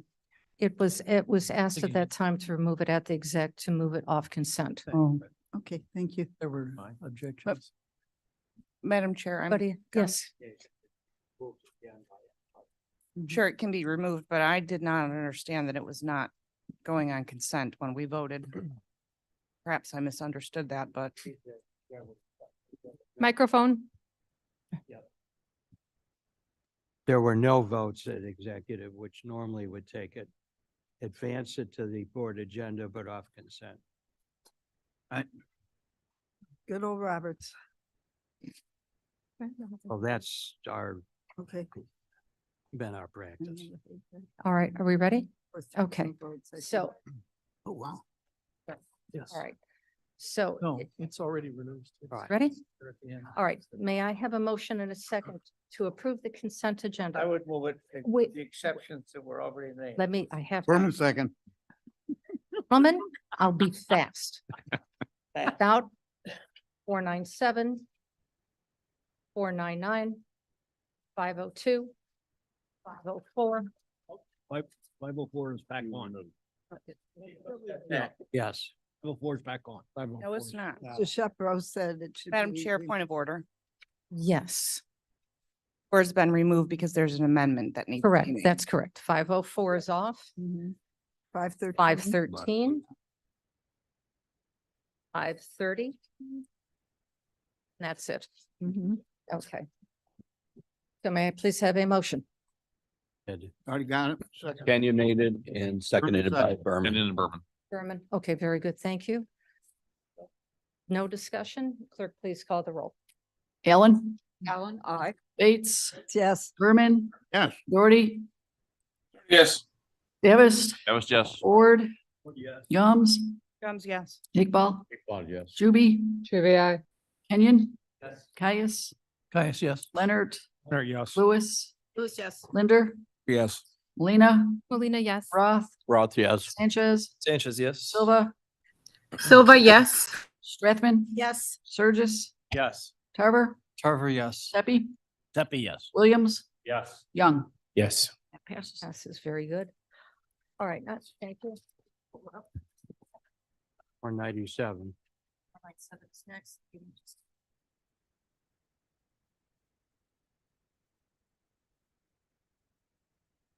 May I please have a motion, a second, to discuss resolution 23497?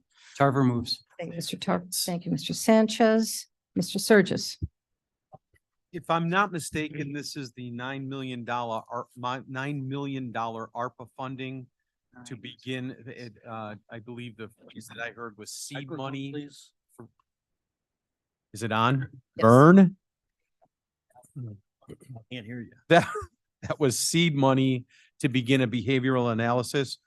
I personally would just like to see more of a business model built for that. I am absolutely supportive of this. I just don't think that we're ready for this quite yet.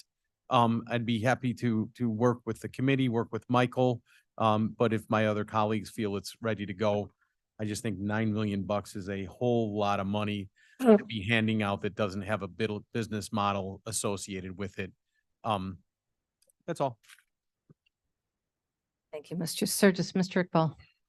Madam Chair, I agree with the Mr. Sturgis. This is not 9 million, it's 9.7 something, it's very close to 10. And that is for only 3 years. And after that, there's a figure of 3 million per year that the board has to pay to continue on to this behavioral health program.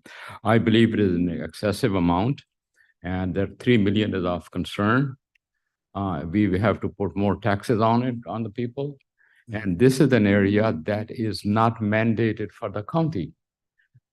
Behavioral or mental health is what the state kept it for itself. It has its own mental hospital, and that's where people are sent. Private people go to the private hospitals.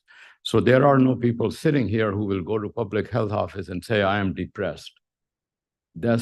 It has to go through the law enforcement or the court system for people to go to those hospitals. So I believe it is not well thought of. I agree with Mr. Sturgis. We have 7 or 8 boards who are the taxing bodies. And to put another tax on the people of Kane County for mental health is not proper. And that's what we are doing today if we pass it. Thank you.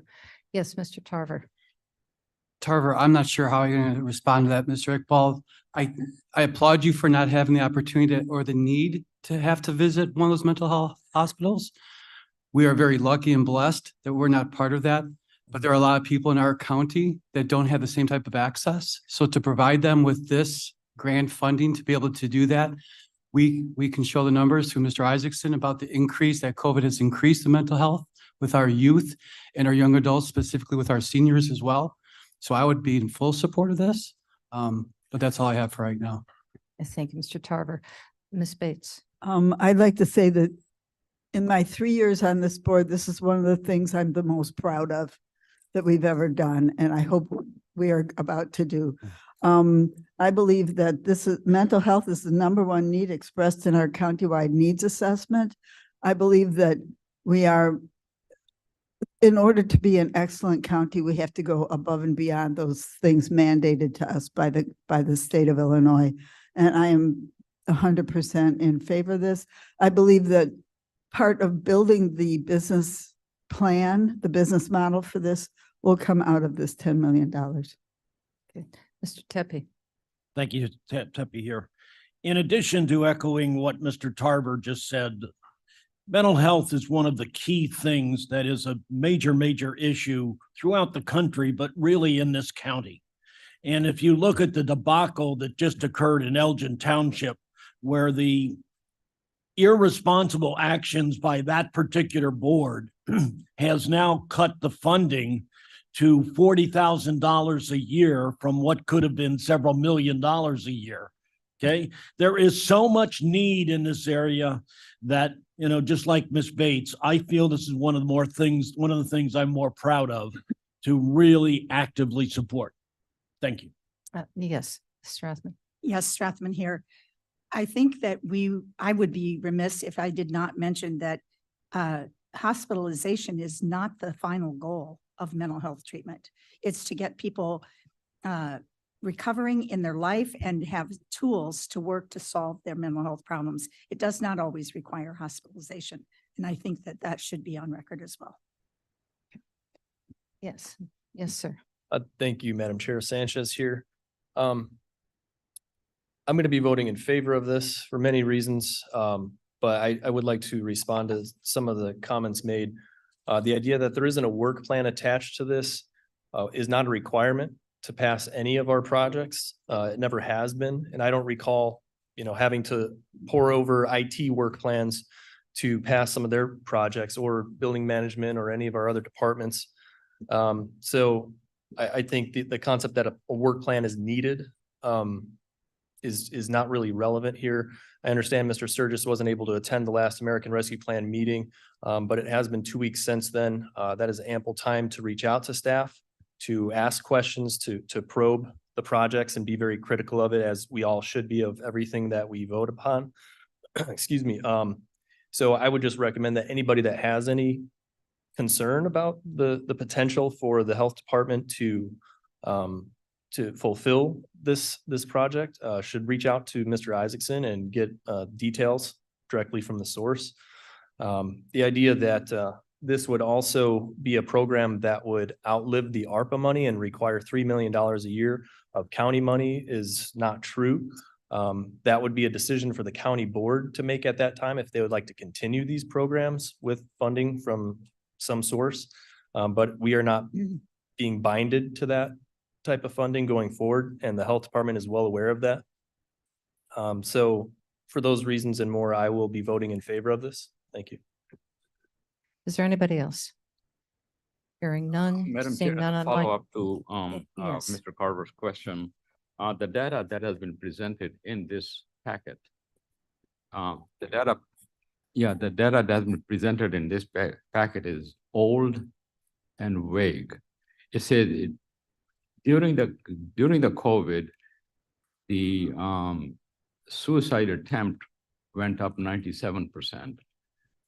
This was reported by coroner office. But I went to coroner office website and there is no such thing to back this up. And this is only between 2019 and 2021. There is no data available to us here. What happened in 2022? During COVID, that was a very hard time, but it has fallen off. We are out of COVID, and that does not apply to us right now. I think we are back to normal, and we'd like to get more data to say that we need anything of this sort. We need public health department, we need more public health facility and so forth. But state has mental health hospital. The budget is not what it should be. It should be acknowledged. People who are patient here, if they don't have room here, they are sent back south, Carbondale, and that's a hardship for them and for the family.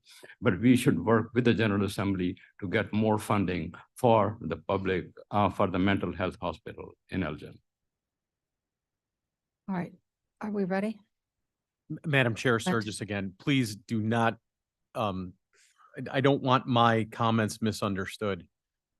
I am supportive of the program. I just don't believe that funding $10 million right now without some additional detail or guardrails or boundaries or information is appropriate. That's not to say I am not supportive of this in any way, shape, or form. I believe my actions and comments as a sitting board member have been nothing but consistent regarding mental health, and I want to make sure that's clear. When you look at this stuff and you look at Medicare and Medicaid billing, it is a quagmire that I could spend hours educating this body on Medicaid building and what was presented, we are miles away. So all I'm saying is I would love to be able to sit down and craft this a little bit better than do it, but we will, I think it sounds like we've already made up our minds and we're going full steam ahead. I'm just throwing those caution to the wind. And Mr. Sanchez, you are correct.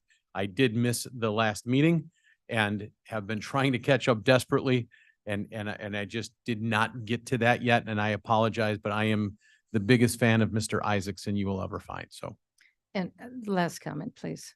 Thank you, Madam Chair. Sanchez here. In the agenda packet, you'll find the risk assessment that was conducted by Ernst & Young on this project. It's very long and it details how this program essentially is going to look and how it's going to work. Not the details, the same level that maybe some members would like to see, but it did not take almost 2 years to put together this risk assessment. What we did as the ARPA team is tell the health department, when you are ready on your end with staff and your various infrastructure to enact this program, then we will put everything together and set it in motion.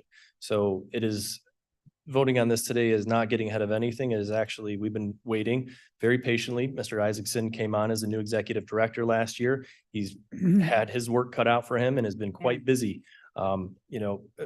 running his ship the way that he sees fit. And he's come to us now and said, okay, we're ready to do it. He has staff in place. He's been working very closely with our staff program manager Suzanne Fonstock with her state's attorney's office, purchasing with finance, everybody relevant to this program.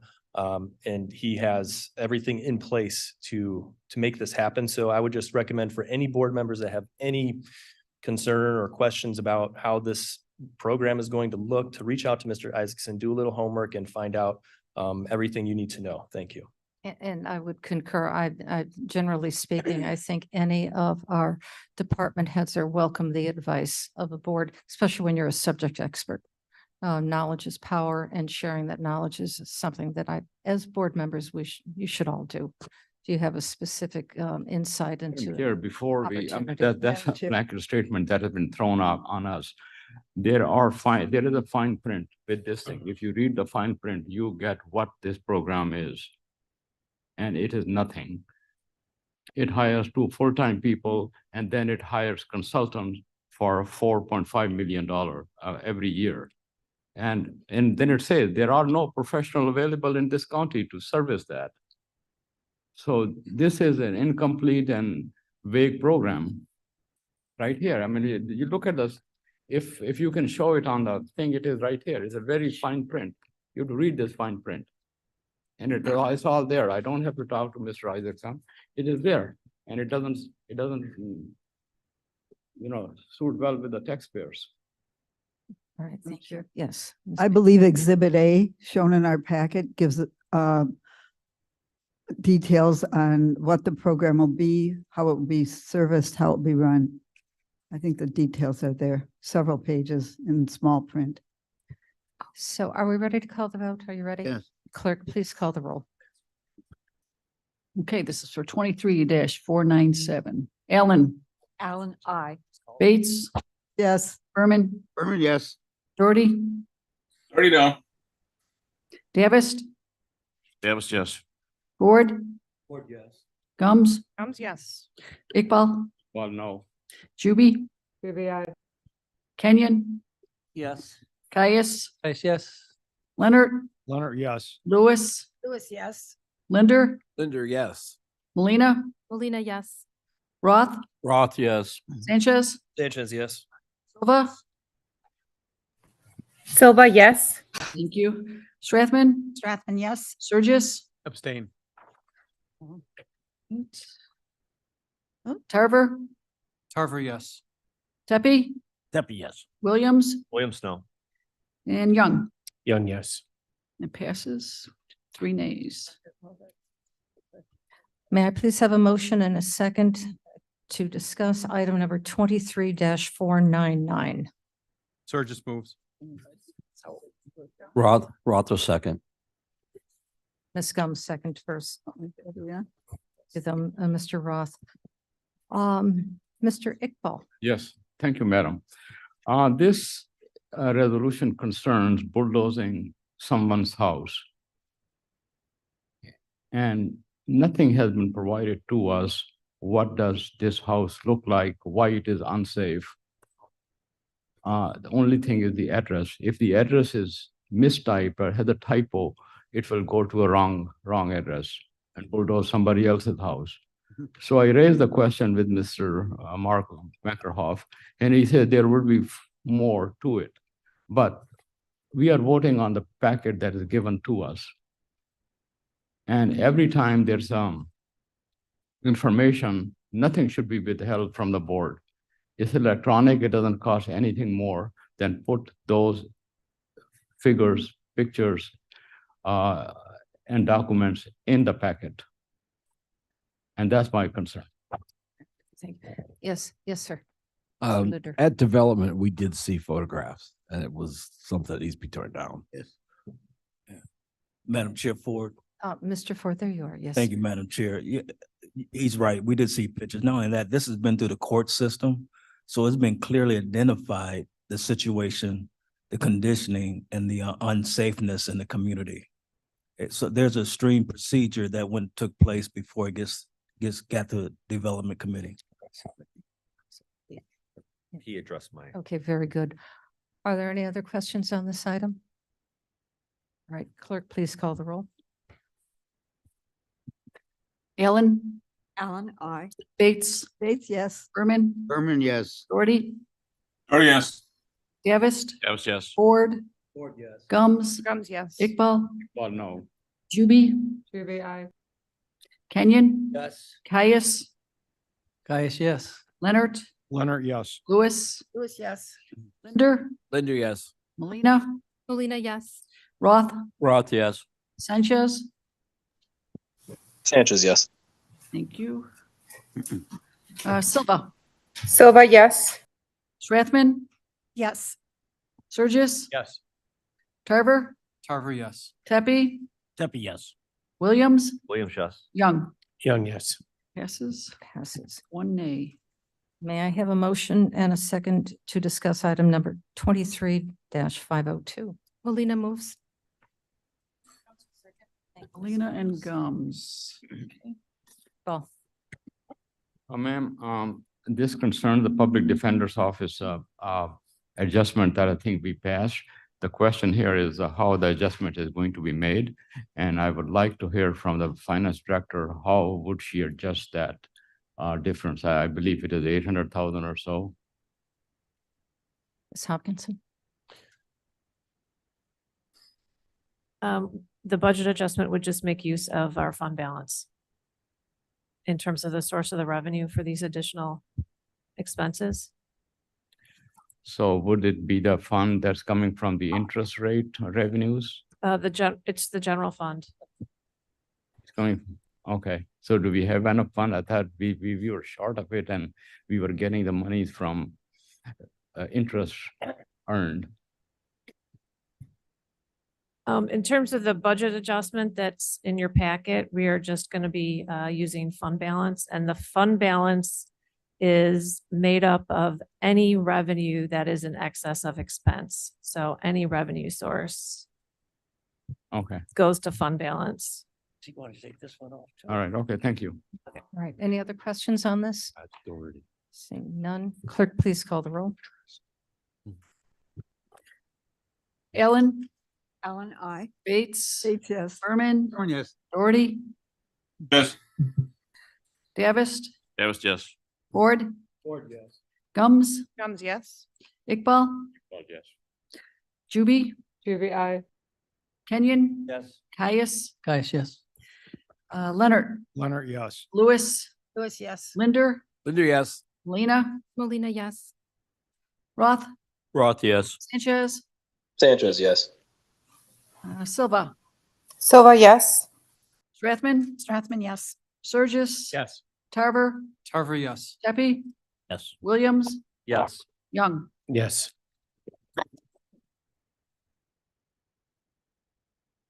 And Mr. Sanchez, are you online? Yes, Madam Chair. Okay. I had to leave for a work appointment. I'm sorry. So you will be, may I have your permission to allow Mr. Sanchez to come in and vote Yes. and to attend? Mr. Sanchez, your vote, please. You did vote. Who he did vote? Oh, my apologies, my apologies. Yes, and thank you. Even before you got a vote. May I have a motion, a second to discuss item number 23-504? Roth will make the motion. Gums will second. Gums will second. And Ms. Juby? Yeah, this was held over from it was actually not held over. It was supposed to be adjusted. It was about the $950 erroneous charge on the purchase order. And so I think Henry Thompson passed out the corrected purchase order to everyone so they would have it on the table. So I guess we're asking, I don't know if we're asking for an amendment to strike that 950, but it's already been approved through finance and executive as it not being as a line item. Okay, very good. So Madam Chair, Gums will make a motion to amend and reflect the removal of the 950 line item, which changes that dollar amount total cost, which was. No, it handed out. doesn't change the dollar It amount. changed. The dollar amount's already been fixed. I'm so sorry, Madam Chair, may I be No, recognized? that's fine. That's fine, Ms. Juby. Mr. So Thompson the said amount that was everything presented fixed. is the amount. That's what Henry said. Okay, Well, on the handout, it did show the total change. okay. So Have a copy of that. Yes, it did. the question to Henry would be, Is the total changed or not? Yes, Henry's on. Yes, Mr. Thompson, yes. Yes, thank you. Henry from Building Management. The 14,350 is the correct amount. Okay, And so it that is reflects changed the then. resolution as well. Okay, Okay, okay, very good. and then I'll second the amendment that Okay, okay. Madam Gums. Or Miss Gums, sorry. Amended. So may I have a motion? You got a motion. No, no Motion. discussion. You can call the vote on the amendment. So we're calling the vote on the amendment Yeah. to 504. Yes, Okay. I thought the price was already right. the price is right. Right, the Price is Right on Oh, the come on TV down. show. Calm down. There is a, Very good, cute. I got my. But Doherty, Yes, Mr. Doherty. what, why are we voting to amend it if the price was already right? No. That's what I was confused about. So Yeah, Is it an amendment It's or a is it just hand, it's a correction? handwritten adjustment that was an handed out. adjustment. Madam Chair, I spoke incorrectly. I do not have the document in front of me. I wasn't aware that the actual dollar amount had been changed at the bottom of the page. That's my mistake, Mr. Doherty, for confusing everyone. But you have, everyone at the table should have in front of them the amended amount that reflects Michelle Gums' amendment. I'm sorry. Ms. Juby, thank you for Hear your you. comments, but you're very fuzzy, the comments. We couldn't hear you. Oh, I'm sorry. Can Very you good. hear me now? Loud and clear, wonderful. Okay, so I'm saying that I apologize. I did not have a copy of this in front of me, so I wasn't aware that the amount had been changed, but the correct thing that you're voting on does have the amended amount at the bottom per Mr. Thompson, and it is reflected in Michelle Gums's amendment to the motion. So we have a motion, a second to amend the resolution. Now, clerk, please call the roll. As amended, just to accept the amendment. The amendment. This is What's- only, What's the amendment, please? Gary, I can send you. I'll let Ms. Gums read it. I can send you a picture. Oh, but just for the record, please. Oh, yes, for the record, the total cost for 1 year, all allocations is currently 14,350. So we're striking that 15. And then the grand total cost for 3 years, striking the 45, and it'll be 43,050. Okay, okay. Thank you. Everybody has that? All right.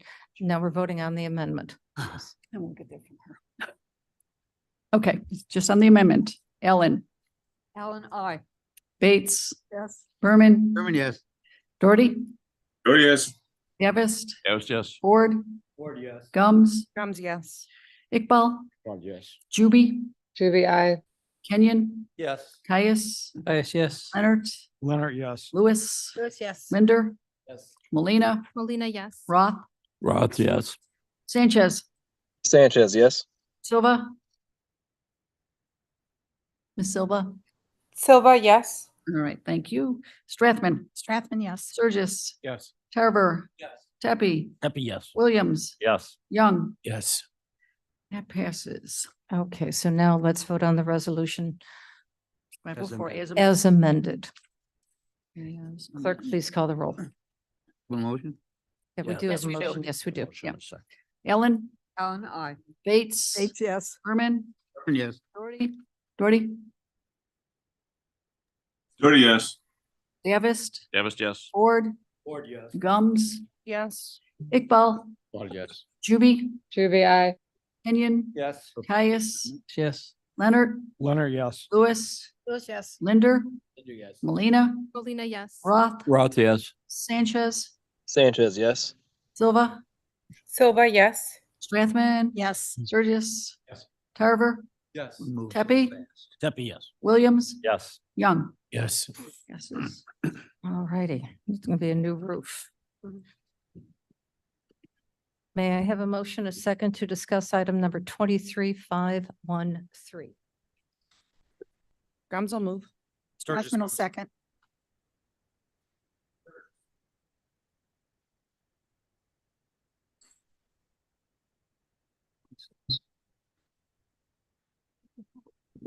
Mr. Sturgis, this was, you pulled this. I pulled this, you know what, this came up in executive and I had questions on this. And as Mr. Sanchez will point out, I have not done my due diligence on this to come up to speed, and I don't have any of those questions answered. Um, and Are you it's- going to record that, Mr. Sanchez? And so with this, I heard it. I would, until I understand what this is, you know, I would be a no or an abstain, but I would just ask if this one isn't urgent, can we just give this 30 days and come up to speed on exactly what this is? I should have, and this is on me, I should have reached out to Mr. Berger, and I did not do that. Okay. Madam Chair Ford, Mr. Ford, yes. I don't know if Scott is online or not. But Good this is a. afternoon. I am Oh, here. Miss- Yeah. Oh, Okay. wonderful. I'll let him go ahead then. Then, Mr. Berger, can you explain, I think it's what the Chinese Mutual Aid Association and World And Relief I'm Fund- sorry, Madam Chair. Scott, did you call my cell phone and I didn't pick up in time? No, but I did email you this morning, first thing. Got it. Okay. But you've been busy today. I understand. I can simply explain that we are working with two nonprofit agencies that are both under contract with the state of Illinois to serve as welcome centers for newly arrived immigrant populations. This is not a new arrangement. This is a system that Illinois has had in place for decades. Both agencies are nonprofit agencies. One is based in Elgin, one is based in Aurora. And both agencies are part of our roughly 14 or 15 agencies that are part of our WorkNet system. So we work together with all these various agencies to coordinate services to various subgroups, subpopulations in the community. And we are taking the $75,000 fund allocation that Illinois has made available. These are funds that have been budgeted by the state legislature in the most recent fiscal year budget. And we are intending to work with those two agencies to supplement the activities that they already have underway and to augment their services. This will likely involve a combination of career counseling, job coaching, supportive services such as perhaps daycare or transportation, aids that will assist the population in seeking out and securing employment. I would also just add that this will help to address our area employers' need for workers. We continually hear from area employers that they are challenged with finding talented individuals that can be part of their workforce. So we're hoping to make this a win-win situation for everybody. That's my summary. Thank you. $75,000 is going to go a very long way. Wow. So, two children in daycare. Is that Mr. Sturgis? Did That's that answer? correct. Very good. Okay. Any other questions on this? Okay, hearing none. Clerk, please call the roll. Ellen, Allen, aye. Bates, Bates, yes. Berman, Berman, yes. Doherty, Yes. Davist, Yes. Ford, Ford, yes. Gums, Comes, yes. Iqbal, Yes. Juby, Judy, I. Kenyon, Yes. Caius, Yes. Leonard, Leonard, yes. Lewis, Lewis, yes. Linder, Linder, yes. Molina, Molina, yes. Roth, Yes. Sanchez, Sanchez, yes. Silva, Silva, yes. Strathman, Yes. Surgis, Yes. Tarver, Carver, yes. Tepe, Duffy, yes. Williams, Yes. Young. Yes. Passes. Right. Thank you, Scott. May I please have a motion and a second to discuss item number 23530?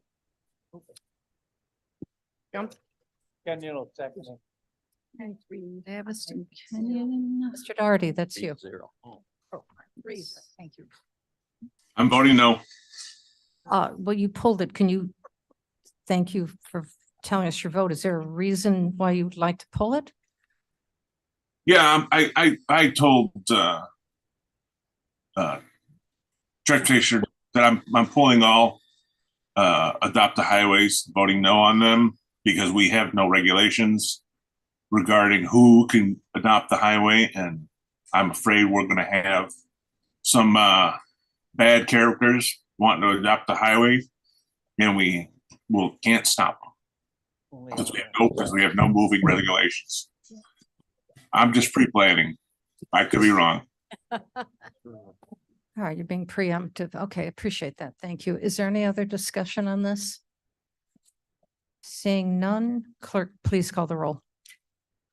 Ellen, Ellen, I. Bates, Bates, yes. Berman, Berman, yes. Doherty.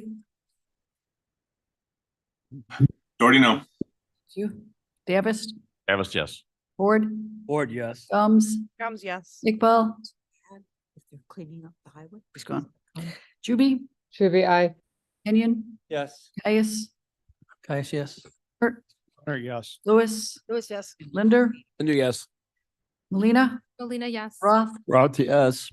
Sanchez, Sanchez, yes. Silva, Silva, yes. Rathman, Yes. Surges, Yes. Tarver, Carver, yes. Pepe, Pepe, yes. Williams, Yes. Young. Yes. It passes. This is very good. All right, may I please have a motion and a second to discuss item number 23-539? Bates moves. I'm sorry. Roth will second.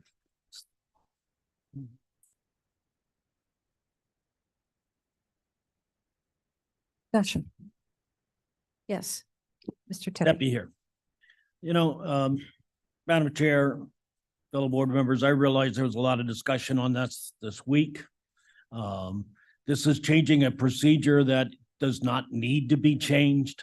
I think it's totally inappropriate for it to have been brought before the board and discussed to the extent that it was. This is not a procedure that needs to be changed. And I hope that all my fellow board members will realize that and will vote accordingly. Thank you. Okay, thank you. Yes, Mr. Caius. Yeah, I guess I have two questions. Are we getting the bills and are they getting paid on time now? The bills have been, you had a record of that was, I gave, was handed out to you at our last meeting at the executive. The bills have been paid. We have not yet received the bill for November. We are into December now. But they're getting paid on time. But they are getting paid on time in a timely manner. Absolutely. So that begs the question whether it needs to be changed. That's up to the board's decision. Yes, sir.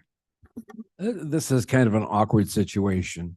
Most bills come in, they pass through some department, and then they go through the process to be paid. We have no legislative department. So we have a legislative committee who is charged for having this primary relationship with the lobbyists. And under the current procedure, we would never see the invoices. We should be the ones who are saying, hey, wait a second, we're not getting what we're supposed to get. Or, hey, look at this, it's great. But under the current procedure, it doesn't even come by us at all. All we've asked is until we have a department to which legislative is attached, we're going to have the co-chairs act as directors as far as this invoice goes. It's not a big deal. There's some egos involved. I've seen some egos raise their hand already, but it's not a big deal. There's another ego over there, so call it him. And the executive committee is charged with oversight of anything to do with a lobbyist.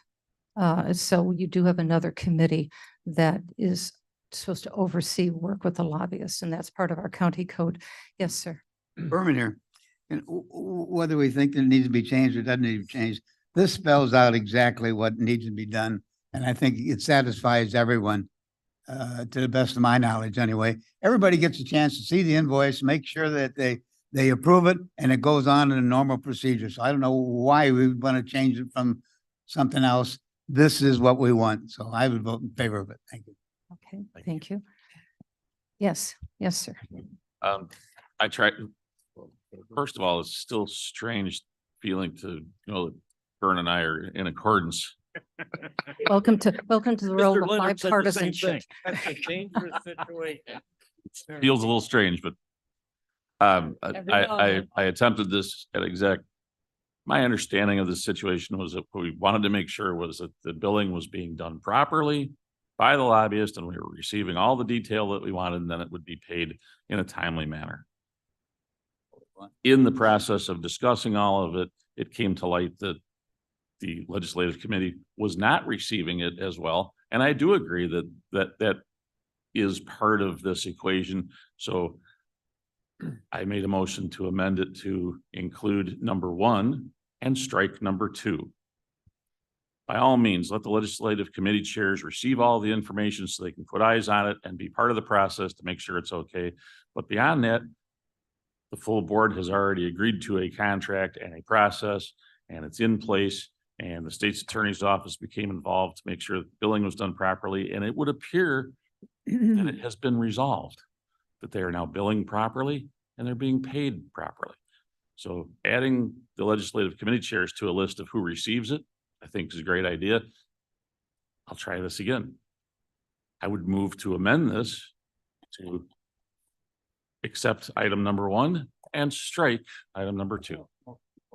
Madam Chair. Second the motion. please. Is it, okay, thank you. So there is a motion and a second to remove, Number 1. Or I'm sorry, number Keep 2. keep Except 1, number 1. remove 2. keep 1 and remove 2. Is there any discussion on that? I would like to say that in executive committee, we debated this for about 2 hours. We did. Welcome to the club. If you would like to sit here and debate this issue for 2 hours, great. However, the executive committee passed this resolution with a 9-3 count. So please respect what's happened in the legislative committee and the executive committee and all the thought and effort that was put into this already. 9-3 in executive. Is there any other discussion on this, on the amendment? All righty, we're ready to call the roll. Okay, on the amendment? On the amendment, Only. please. Which is To keep remove 1 item 2. and remove 2. Keep 1. Thank and you. Remove 2. Got it. Ellen? Bates? Bates, no. Berman? No. Doherty? Sorry, no. Gavist? Davis, yes. Ford? Or no. Gums? No. Iqbal? Oh, he's gone. Sorry. Juby? GB, no.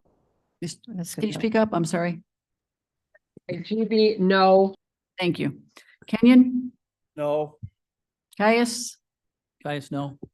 Leonard? Leonard, no. Lewis? Lewis, no. Linder? Gosh, no, I'm sorry. no. There was a gosh in there. Gosh, no. Molina? Molina, no. Roth? Roth, no. Sanchez? Sanchez, no. Silva? Silva, no. Strathman? Rathman, no. Surgis? No. Tarver? Tarver, no. Tepe? Tepe, yes. Williams? Williams, no.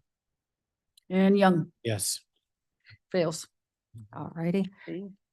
When you agree with him, it's not. So now we have, we're back to the original resolution. Yes, ma'am. At the risk of just making people angry, I wondered if I could offer an amendment. Because this is new territory, would it be okay? My goal is this, that it would be the committee that's going to review the invoice and decide that it's acceptable. And then the chairs would do whatever is necessary to sign off on it. And the language that I would propose to do that, I'm just going to read number 2.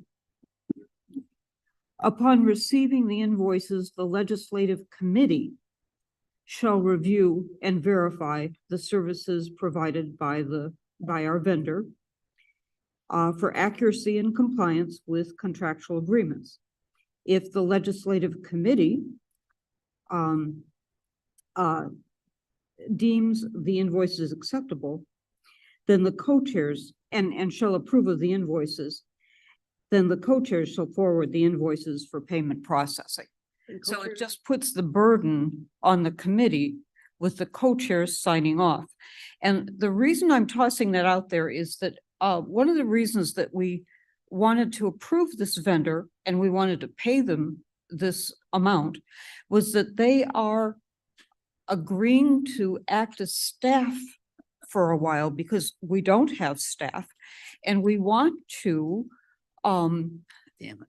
articulate our legislative policy and get that into a regular form on our website and so on. So I'm just suggesting that the committee takes the burden of making sure the vendor does what we want. And then the vendor will do what we want, and then the co-chairs would sign off and get it paid. Am I at all clear about what my goal is? I'll move that, and if anyone cares to second, fine. So there's a motion on the table to remove it from just the chairs, co-chairs to the committee, then move that approved resolution to the co-chairs for their signature and approval. Tepe will second. Thank you, Mr. Tepe. Is there any discussion on this?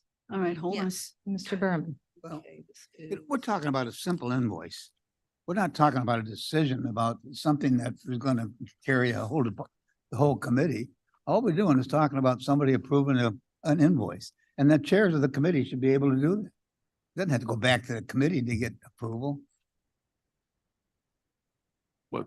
Yes, yes. Davis, and further to Dale's point, and I think if you had the auditor here, or maybe Kathy could speak to it. In the event there's any question, there needs to be a more streamlined, because we have some rules about how quickly we're supposed to handle payments on things. So they have to be able to reach somebody and get an answer. But if they're going to wait for the committee to reconvene a meeting, that's going to take a long time. So I don't think that's a practical answer to this. Okay. Yes. Ms. Bates. And I'd like to add that this is a contract that has already been approved by the entire board. And if there were a problem, we would not renew the contract. It's not on this is like, do we pay our credit card after we've already spent it or not? I believe the chairs should have the authority, it does not require the entire committee because the contract has already been approved. Okay.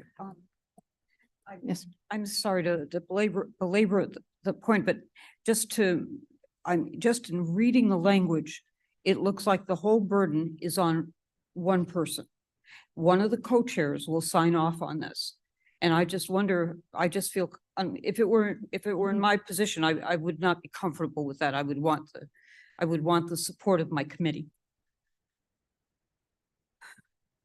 It's just the way it's written. It's a second pair of eyes, and that's my objection. You can vote it down. It's fine. All right. Well, we have a motion and a second.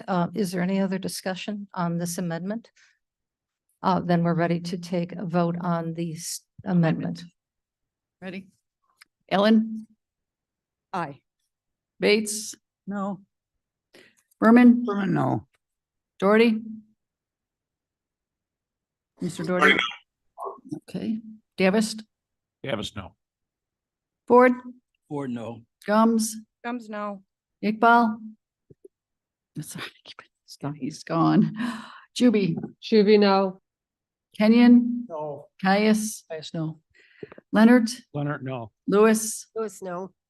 Linder? Linder, no. Lena? Molina, no. Roth? Roth, no. Sanchez? Respectfully, no. Silva? Silva, no. Strathman? No. Surgis? No. Tarver? No. Tepe? Yes. Williams? No. And Young?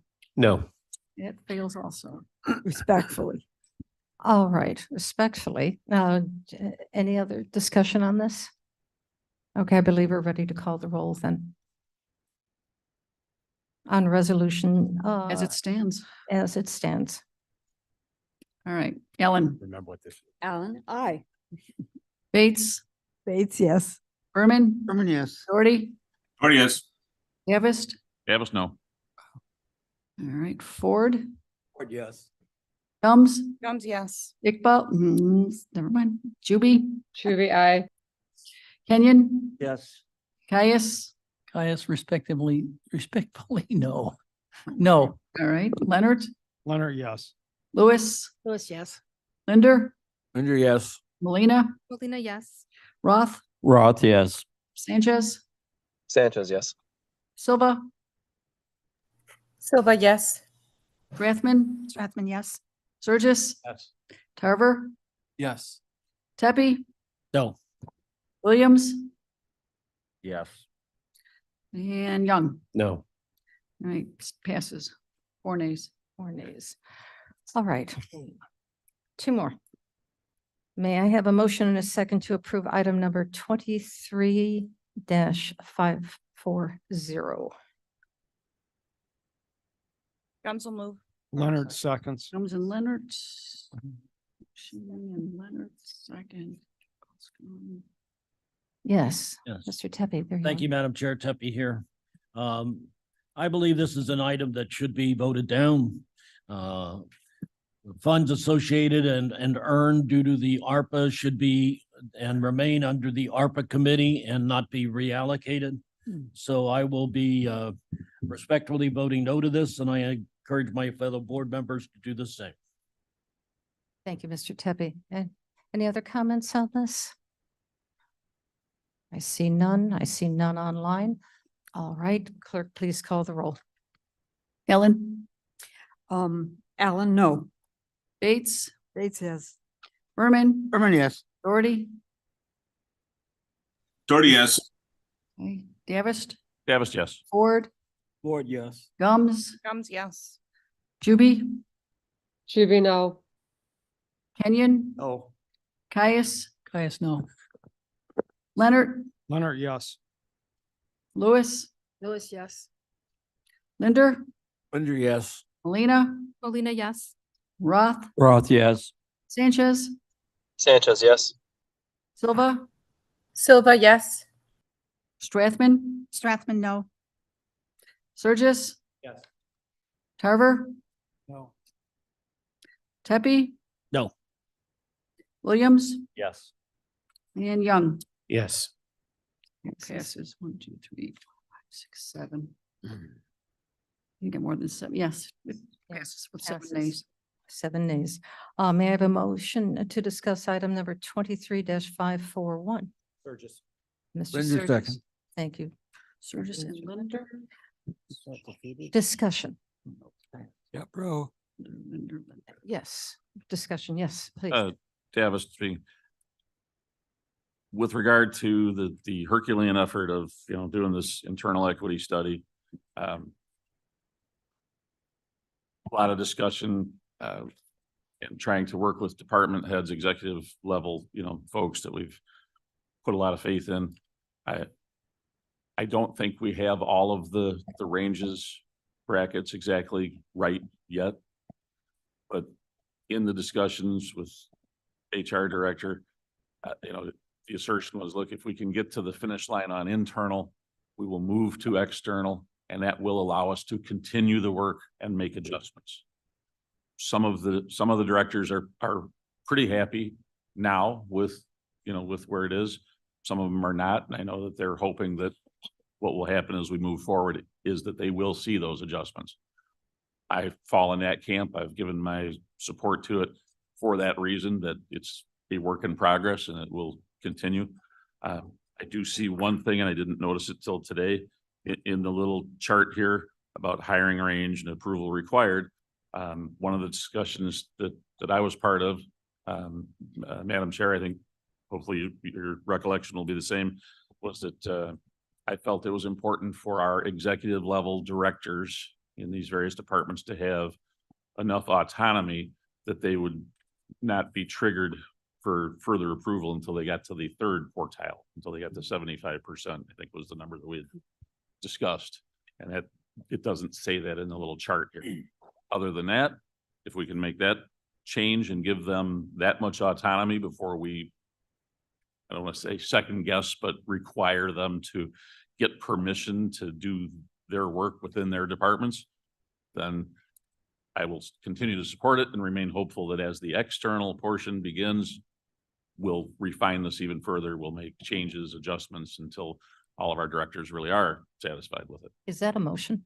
So that was perhaps a long way to say that I would I would like to make a motion to amend that one box in the, 1/4 of this box here under hiring range, would say third quartile, right? Or from first to third quartile, as They- opposed to making them. 8 seconds. Okay, yeah, Thank you, Mr. Davis. all right, yes. Ms. Madam Chair, Yes. Sturgis. Mark, before I respond to that, I would need a Kathy Hopkinson nod to say, oh, by golly, that's no big deal, or oh, by golly, that goes against everything that we're working for here.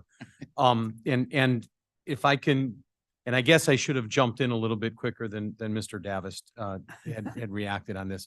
What we have before us today is a 3-part, in my opinion, resolution. The first one is to ratify the compensation and position management policy that's already been set forth in Exhibit A. All right, hold on just a second. So we're just going to hold the discussion and let him fill and then we'll bring it back, okay? Thank you. We've already passed this. It's already law, except maybe we didn't do it in the right order that it was supposed to be done in. So we're just asking to reestablish that, to ratify that as number one. Number two, the initial salary ranges, we have been as steadfast as we can to say it is a work in progress. I mean, guys, I can go back to stuff from 2006 to when this was attempted, to mark your words, Herculean effort. The first notes I have on this from committee are August 11th, 2021. So when I tell you this is perfect, no, it's not. It is a starting point. We're doing our God's honest best. But to be honest, we have ground our staff to the nubs to get this done. And if we're going to go forward from here, we should bring in an outside consultant to do it because we can't lift this anymore. The third item is to look at the department heads, Kane County Board, that the department head, Human Resources Department, and Finance Department are hereby authorized to execute any documentation as needed to carry out the salary increases pursuant to this resolution. What I'm saying is, we're going to ratify what we already passed. We're going to approve the internal equity salary study as a starting point. But most importantly, for everybody that's listening right now, yes, by doing this, we give those salary increases that they have been patiently waiting for since May, June, that we've held out like a carrot. Those are there. And just for everybody's recollection, this equity study, internal, really identified the lowest hanging fruit. So when we talk about the people that need the money, that's who we're identifying in the first half of this study. These aren't the executives. These are the people on the street that really need this money. And I can't encourage you enough to do this. And I am asking for your trust and confidence to say, we're not done with this. We're going to revisit this again come June or July, because everybody's going to say, oops, sorry, that didn't work the way we thought it was. There's some unintended consequence. And somebody's going to look back and say, by golly, what were you guys thinking? Well, we did the best we could with the information we had at the time we had it. And if we need more than that, we'll go outside to a consultant to say, let's bring it together. But our data is in, the stuff is there, and we'd like to move on to the next level. Kathy and Jamie, did I do any justice in that? Are we there? And Kathy, I am aware of conversations all over the place that said, hey, listen, we go to this percentile, that percentile, that percentile? I am not, this is not me. This is not my personality. I am asking you, is there a threshold that you're comfortable with that's allowing this? 70% of our operational budget is staff costs. Okay, so we're going back now to the amendment. We are now discussing specific to Mark. Thank you. And we are saying 70% of our staff, of our operational cost is staffing. This is a big deal. And we have really, in every item that we've tried to clean up along the way here, and we call them house cleaning, but really it's when we're in conflict with our own stuff.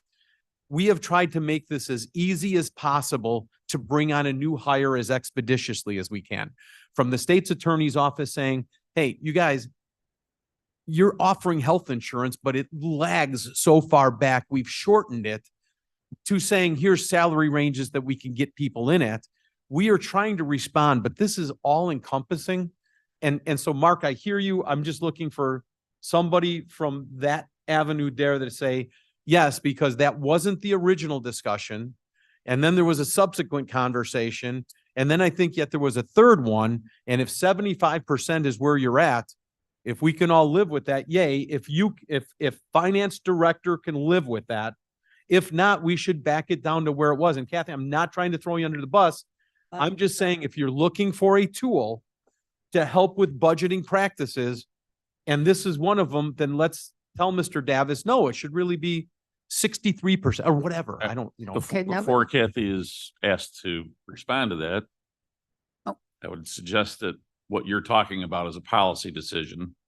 And I suspect that Jamie, A policy decision. that Jamie or Kathy would be reticent to try to weigh in on the policy involved.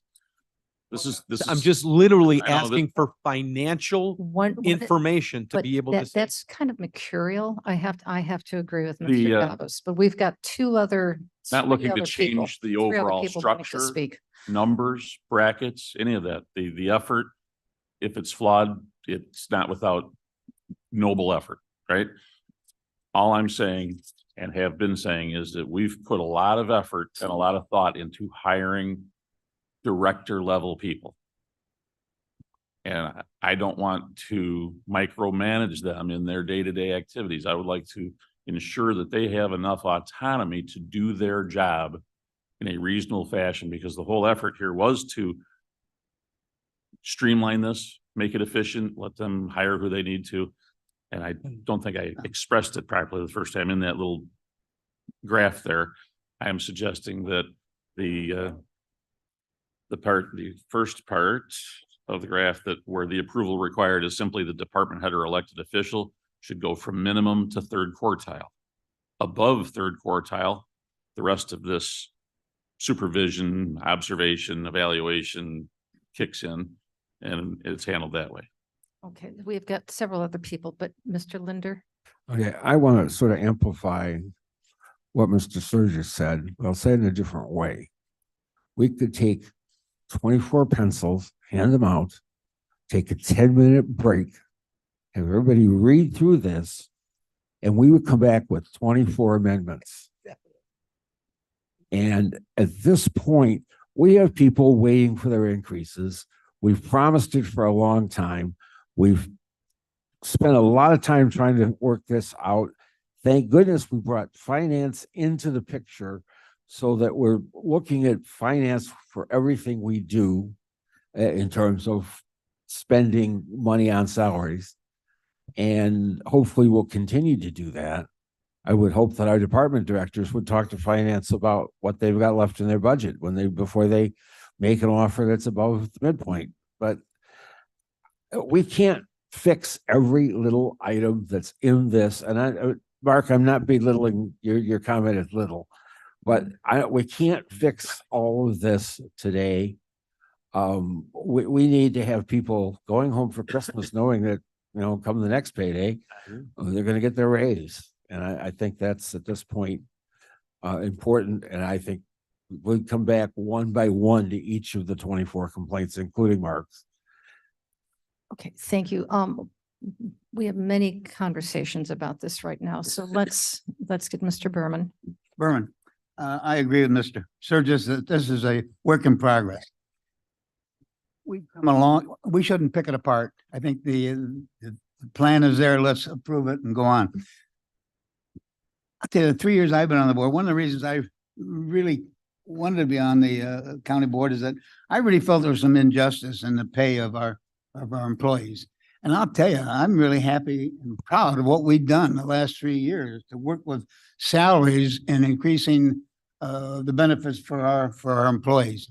And this is just another example of all our good work. And I want to continue that. It's not perfect. It's not perfect. Nothing's perfect. As much as we think it might be, but it's not. So I think we should move ahead and agree, but I'm so proud of what we've done in 3 years to improve the salaries of the employees of the county. So. Okay, thank you, Mr. Ford. Thank you, Madam Chair. I just want to say up front, for a long time, I've been saying the same thing about our employees who are totally really underpaid. My question is, speaking of things that already been passed, we passed a budget increase for Community Investment Department. And the question is this in conflict with what we already passed with that department? That would be, I like the idea of department heads. They know what they're going through in order to hire people in more detail because they're the one who are doing the interviewing and things like that. So it still needs to be up to them on where their adjustments needs to be and what procedure do they have that won't take forever to say, hey, this is not working for us. And that's exactly what went through with our Community Investment Department, who came through with actually sitting down with HR and I believe yourself and myself. This fall in conflict with what we already passed for them. Because then we're back to square one with that department. If Apples and oranges at the department head level. that is not a good answer for the simple fact that if we're trying to fill spaces and the number that we're presenting here today is under what they feel is a correct salary based on the research they've done, then that department for that particular position is back to square one. Madam Chair. Hold on, wait, before. If I can- No, Happy to respond, okay. Mark, you can. Okay, we've I don't know got, if but it's- before, we have got other speakers All who'd right. like to speak, please. Ms. Molina? This is specific to the amendment that was requested. The amendment specifies hiring practices. Put aside all of the equity adjustments. That's not what we're referring to here. This is when a director has an interviewee in front of them and they're going to offer them a certain position, a certain amount. There's a range amount that's been given. We're telling the director that you have to stick with the 1 quartile amount. So if the person who's in front of him is requesting, instead of saying 60,000, they're requesting the 65,000, and that's outside of his quartile or her quartile, she has to go to the Human Resources Department to request to get that approval. So they have somebody in front of them right now that's willing to take the job, but because there's a $5,000 or $10,000 difference, we're telling the department head, you do not have the authority to provide that, because now you have to go talk to not the finance department, the Human Resources Department. So what this amendment is doing, what Mr. Davos is trying to do, is give the department head, the elected official who has that interview in front of him, more authority to provide a higher wage. We've already identified the amount of vacancies we have in this county. And this is one thing that we're saying that we've already identified as an issue. Our department heads have already told us that this specific hiring range is an issue for them to get people through the door and hired. So I would urge all of you to please accept this amendment. It's not changing anything financial because we've already provided a larger amount of what's considered acceptable. What we're saying is you are our department head. You have the ability to tell us, based on the person in front of you, whether or not this person deserves a little bit more than they're asking, which is within the quota of what we've told them is acceptable. That's what this amendment does. Thank you, Ms. Molina. Madam Chair? Wait, a minute, before you begin, was there anybody else in line? Yes. I was going to actually say what Ms. Molina said. So she's absolutely right. This is just on new hires because of, it says in here, we're going to recognize their extraordinary experience or their qualifications.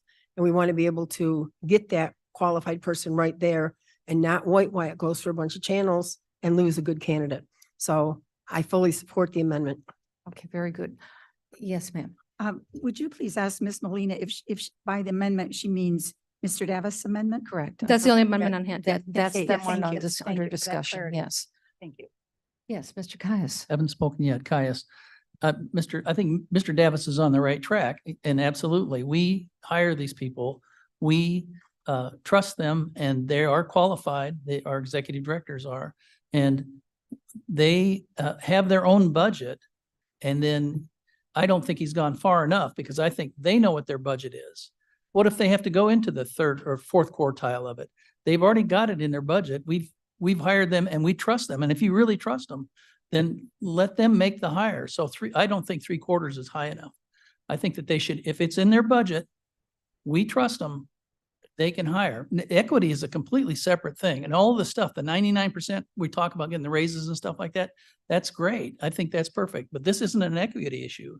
Right. We are hiring them, then we deal with the equity issue.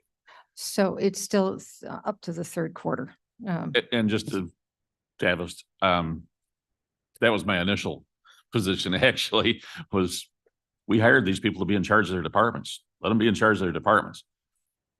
I received a lot of thoughtful pushback perhaps on that there was still a desire for some oversight. So I said, okay, well, if we go 75th percentile, this gives them more leeway to do their job. But if we get into that uppermost range, here, you still get the oversight.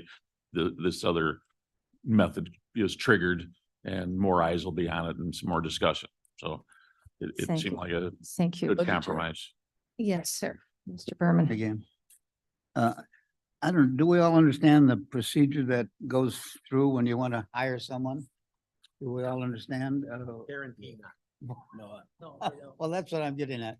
Don't we agree on something in the beginning before we even start interviewing somebody that this is the range of pay for this individual? And then the executive who's doing the hiring has that in front of him when he goes out and hire and interviews somebody. So That's give him exactly the the opportunity point, to Dale. change that, but he's got that right in front of him. Okay, hold on a second. Sorry, No, we sorry. cannot debate. I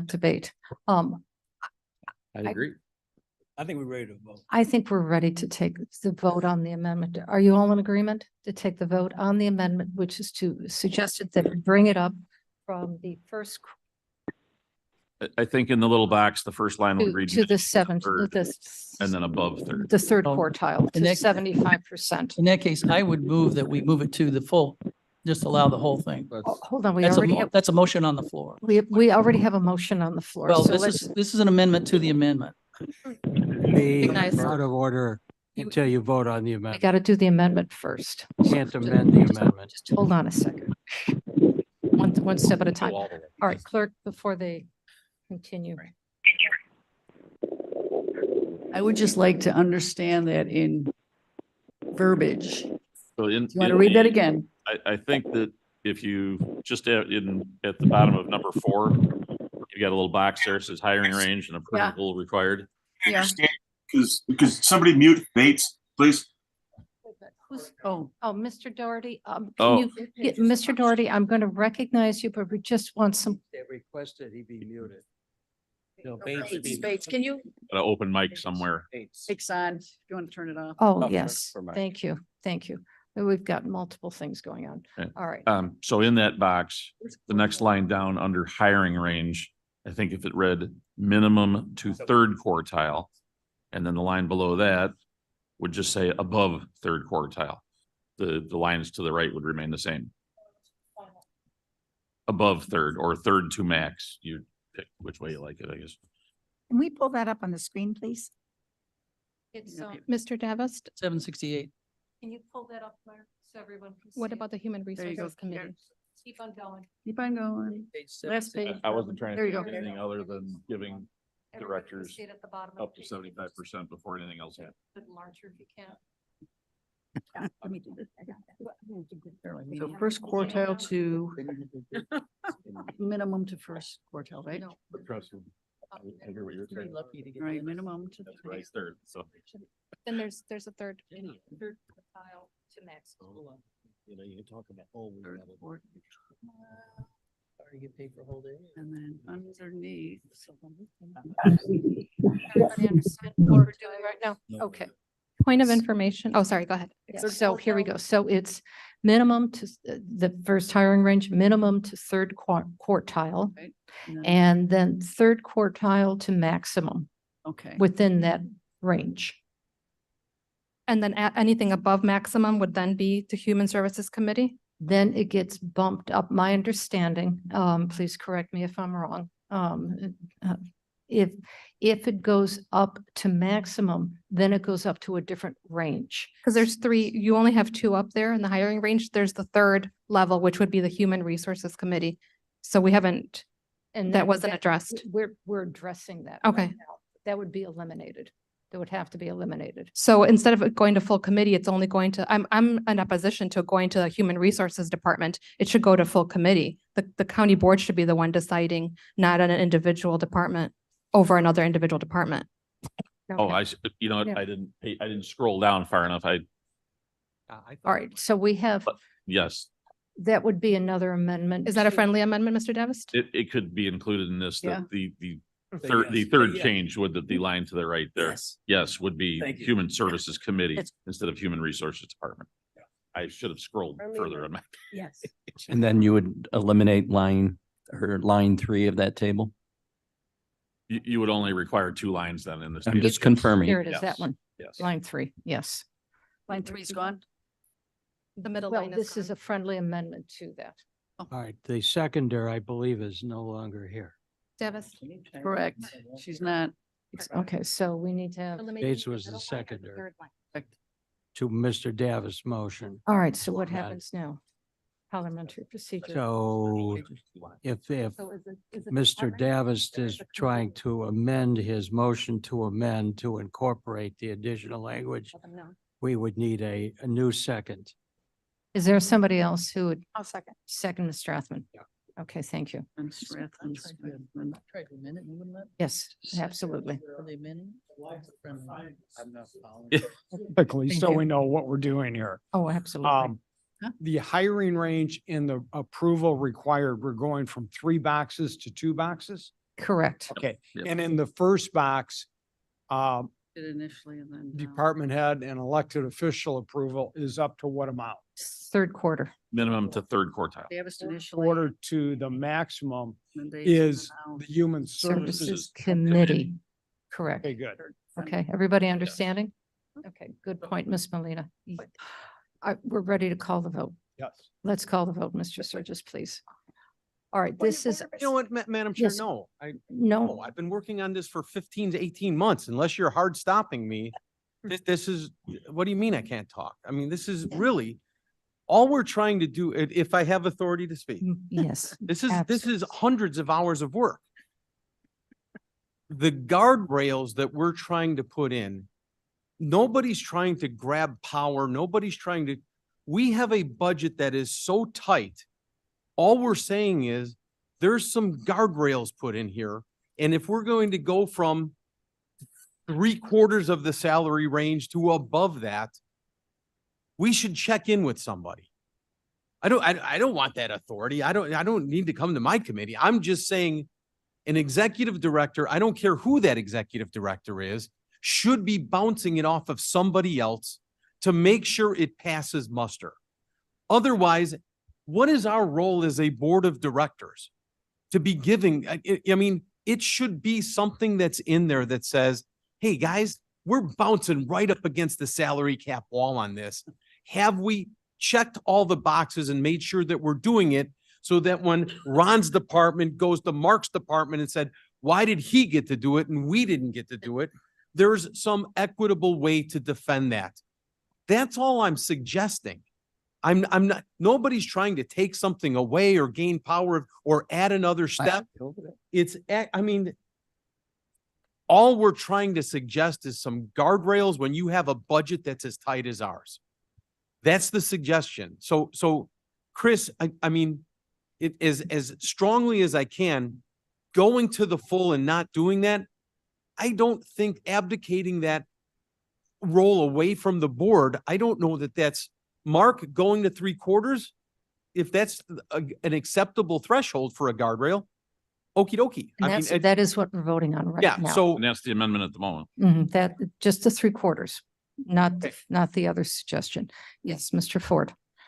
I understand where Serge is trying to go, and the question is, we've been advised by the state's attorney that one department head is not over the other department head. So what happens if the two disagree? where does it go from there? Is it stop right there? Or do it has the option, do the department head have an option? Well, Right now, our board, Give an example. I'm Yeah. not following.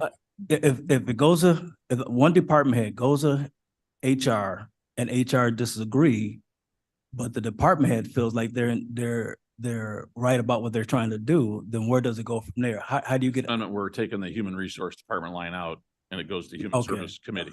Because the committee structure, as Cliff said, He says he don't is want it. what we, how we do things here. You All can have it. So can we, Mr. Caius, I just, before we begin and have other discussion, I just want to make sure you're very clear on what this resolution is going to be doing. So, you wouldn't mind reading it?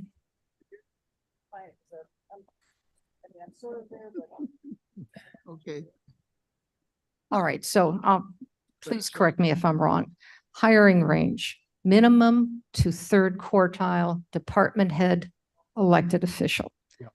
Third quartile to final range Max, yeah. goes to the Human Services Committee. Perfect. Yes. 2 lines, that's it. If there's any other discussion on this, please raise your hand. If not, let's take that roll. Okay, so this is to approve this, Mr. Just a Mr. question, Caius, point of yes. information then. So this is a more of a budgetary thing, where this is not an equity? No, No, I just think. Because It's both. you're saying tamping down, you're saying we're not gonna budget, we can't budget, we got real tight. This has nothing to do with equity then. That's correct. This is, you're right. This is procedure. Yeah. This gives them flexibility. The department has flexibility to go within Well, almost. complete as you had proposed. Let's address this one first, and then we can talk about your potential amendment. Correct. Okay, you ready? Yep. Let's take the roll. Chair, point of order, Oh, please. yes, yes, ma'am. A point of correction or information, please. Are we voting on Miss Molina's amendment? No, it's Mr. Davis's amendment. I think it's And that was a actually- friendly amendment to Mr. Davis's amendment. Okay, I have a question about that then, please. Was her recommendation to go to the Human Services Committee or the full board? Committee, Which is, committee. Mr. Davis, we were just trying to remove the steps to make it a quicker hiring process, I Okay. think. So if if you, needed, if you're yeah. wanting to hire somebody that is I'm above clear the now. third quarter, you should go to the committee and share with them what the needs are of this unique individual that you'd like to hire. thank you. And I'm not being unique, somebody who's very special. Okay, we ready? Everybody good? Okay, roll call Okay, on the amendment. the amendment only. Alan, Alan, I.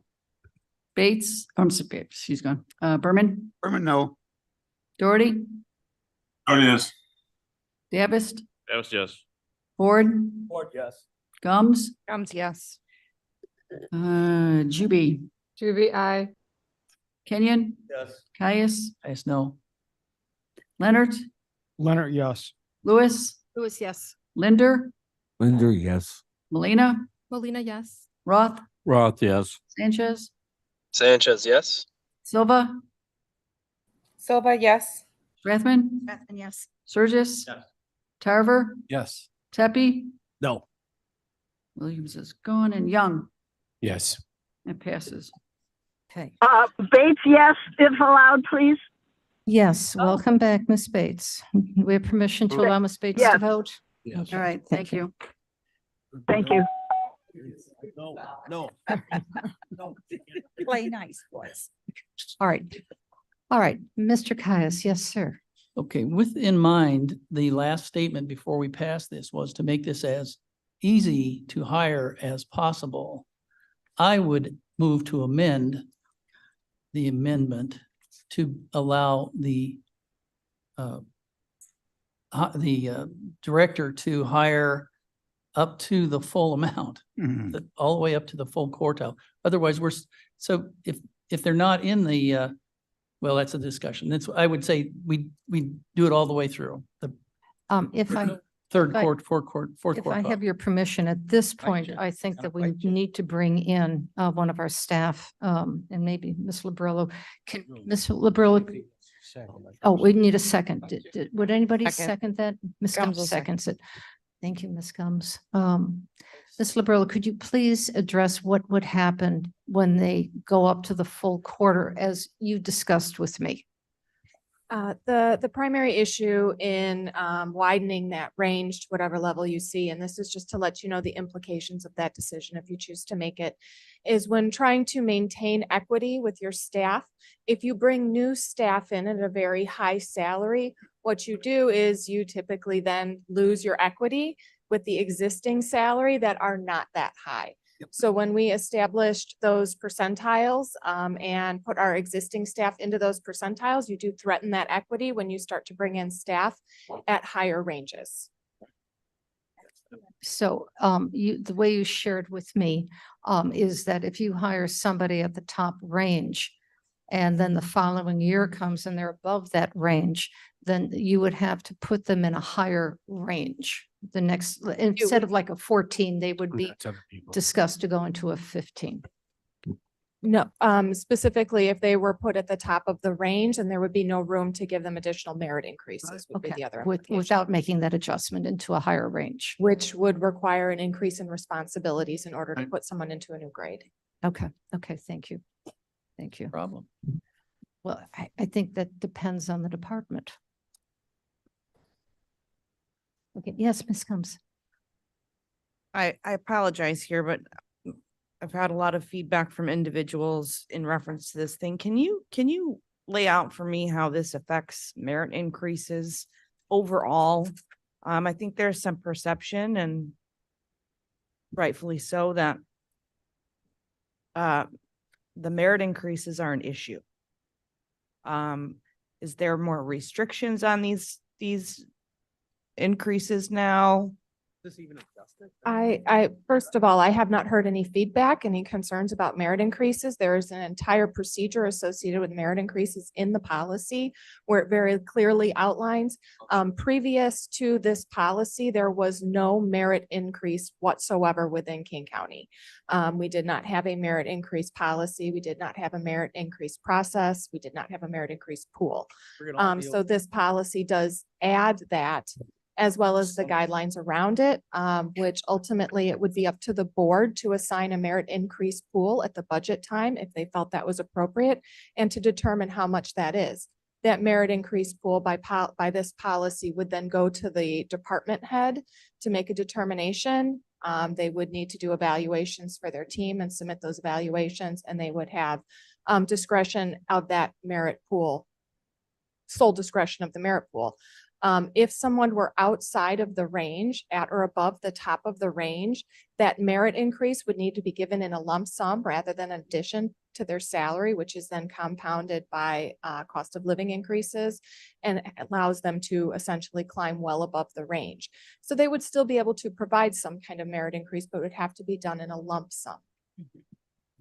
That's a fairly industry common practice when it comes to assigning merit increases or merit rewards beyond a salary range. Does that answer your question, Ms. Combs?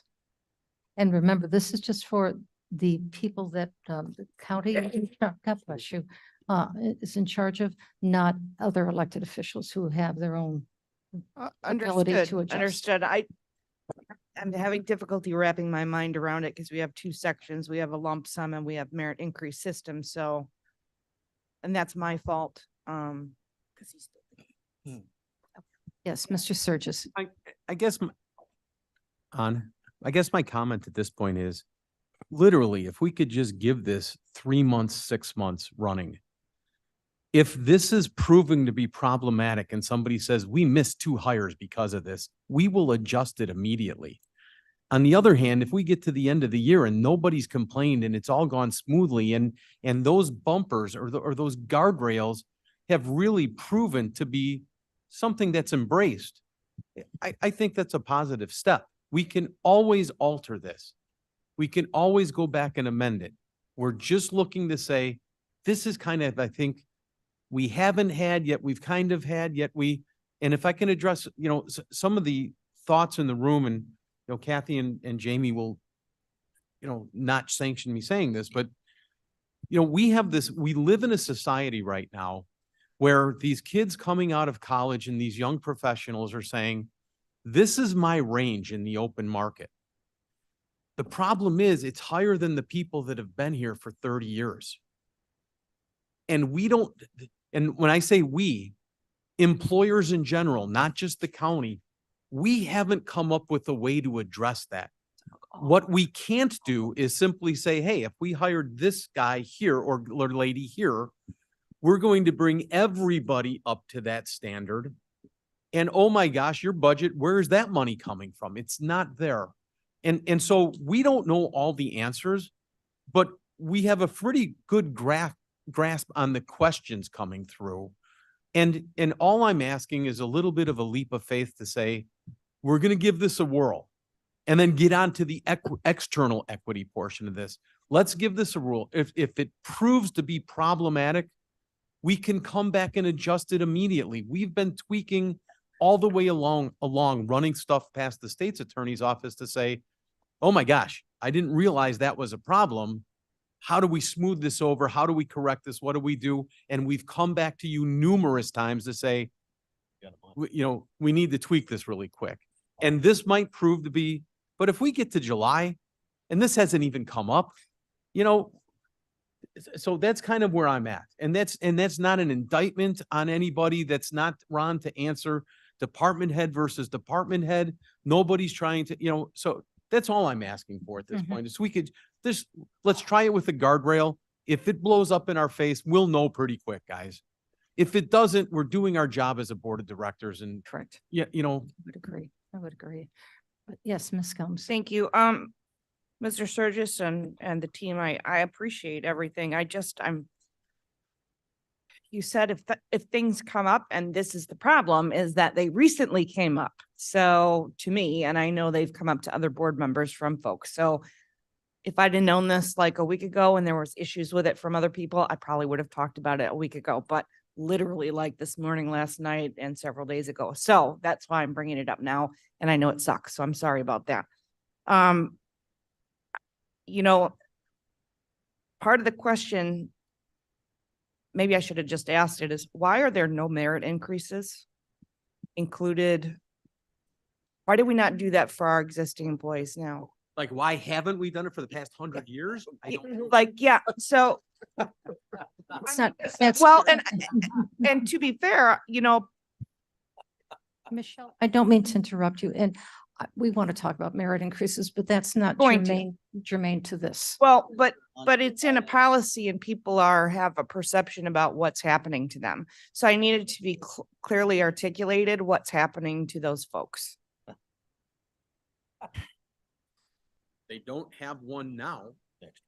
And we're adding in a mechanism if we'd like to consider that as a board. So the previous. Never gave merit increases prior to this at all, So ever. what was my understanding of the previous policy that was for, and board members who pre-exist my tenure, please speak out. They would get a pool of 2%. They're invisible. And then that 2% would be pulled out pending the jurisdiction and the decision of the department head. Are we talking about the amendment? No, we're talking about merit. Aren't we supposed to be dealing with an amendment point of order? That's correct. Not a That's merit. what I- Back to get that that part point of done. order? So, and then we can talk about what it was. Then we can spend another hour on. To what happened in the past and where we're going now, which may be perceived as a merit You increase. have to roll uh, on. So Mr. the Kai. Okay, so we have, question at hand is to have no guardrails whatsoever and give full. and we have a second on that by Ms. Gums brought forward. So and thank you. You have to rule on Mr. Kai's point of order. Yes. Yeah, we're going back to We're going back to your amendment. the amendment. To have it all the way up to, without removing third quartile, to go up to the full range. So you can start from whatever to the final stage of that. So what? Minimum to maximum. Well, it's not like, again, like you said, you're right. It is, most of our money goes to salaries. We're talking 20% of the salaries. That's who we're controlling here. We're not including any of the executives, which are 80% of it. But that's just a point to bring out. this allows us, we've given these guys, we do have controls on this. We have rails on this. We hire the executive director and we say, here's your budget. You don't get more than that. If you spend too much on something, we don't give them the budget. That's where we control them. But not the personnel department. Okay, yes, yes, sir. Oh, my. Mike, I don't like making derogatory comments, but and I'm going to try not to. However, guardrails in the past that have been ignored. We have had policies in place that have been, I don't want to say manipulated, but ignored. When we say that we don't have accruing vacations, and then we look back and find that department heads have been allowing vacations to accrue to the tunes of millions of dollars, and we have to come up with a corrective measure for that, I question whether a guardrail would have helped. When I look and say, Point for you or for me? pardon me? Guardrails don't help. I think I would like to think that apologize. guardrails would have helped before we let that problem get so large. When we look at the vacant policy position and the number of positions that have sat vacant for so long, year after year after year, to allow some budgetary cush or fluff, I wonder if guardrails would not have in fact helped with that. So I am, there's a fine line between impugning somebody's character and saying, as an organization, I think the guardrails are nothing but good. And if they need to be modified because they're proving to be problematic, then we should do that. But I do believe the guardrail should at least be there. And if we find out that the 3/4 to the full amount is really that problematic, then we can revisit it. But to not have those guardrails in, I don't think we're doing our job as a board, as an elected official. I'll not put that up again. All right, so is there any further discussion on the Caius amendment to move it from minimum to maximum quartile? None other? All right, we're ready for the vote on the Caius amendment. All right, I've Ellen. got to name it. Yeah. Ellen. Alan, no. Okay. Berman, no. Doherty, Oh, no. Davis, Davis, no. Ford, Or no. Gums, Comes yes. Juby, yes. Kenyon, Oh. Caius, Yes. Leonard, No. Lewis, Lewis, no. Linder, Linder, no. Molina, Molina, yes. Roth, Roth, no. Sanchez. Mr. Sanchez. It's gone. All right, Silva. Dr. Silva, no. Thank you. Strathman, Strathman, yes. Surges, No. Tarver, No. Tepe, No. Young, Yes. fails. Okay, so we're back to the, To call the question. you ready? Yes. As amended. For another half hour? Sorry, with the Davis. Correct. Supported by the Molina. Molina clan. Davis Molina amendment. Oh, I'm All so right. sorry. Ready? Yep. Okay, let's go. All right, Ellen, Alan, I.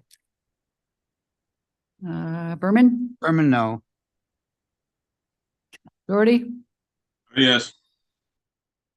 Davis, Davis, yes. Ford, Ford, yes.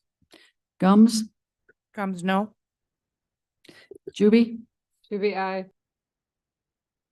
Kenyon, No. Caius, No. Leonard, Leonard, yes. Lewis, Lewis, yes. Linder, Linder, yes. Molina, Molina, yes. Roth, Roth, yes. Sanchez, Silva, Silva, yes. Strathman, Strathman, yes. Surges, Get those raises out. Yes. yes. Tarver, Carver, yes. wonderful. Tepe? I'm sorry? Did you say, Yes. and Young Yes. passes? All right. That was an hour. You know what? Well done, well done, well done. Ah. Are we done? Oh, I have, Oh, I have, okay. Comments. Public comments? I have a public comment. Adjourn. No, this is this is our last meeting in 23. And 24 is a new year. And the third day of the new year is my birthday. Yes. So some of you think I'm 70, some of you think I'm 170. But the truth is, on January 3rd, I'm gonna be 90. God bless. Well done, well done. Celebrate January 5th on a Friday at Oak Street in North Aurora, the Oak Street Restaurant and Tavern. And I'm not promising what were those drinks? Margarita, Mar- yeah, martinis. Martinis, but Yeah. come and have a beer. So, bar those martinis. If you go on the right days. January 5th. Dale. Oak Street, Oh. North Aurora. Before you all go, I'd like to thank Jamie. I'd like to thank Kathy. I'd like to thank everybody from the Human Services Committee for their hard work and due diligence on that. And we have another comment. Yes, sir. Well, I have a question. We looked at the consent agenda, pulled a bunch of stuff out and voted on them all. Did we ever vote to approve the rest of the consent agenda? We did. Yeah. Did? Okay. I must have been checked out at the time. 'Cause It's okay. I will be the first one then to wish you a very Merry Christmas and happy holidays for everybody who celebrates. Motion and a second to adjourn, please. I would move. I thought we were gonna have some profits here. But No, it was all you, sir. So What do you mean? that's very good. They have a second. All in favor?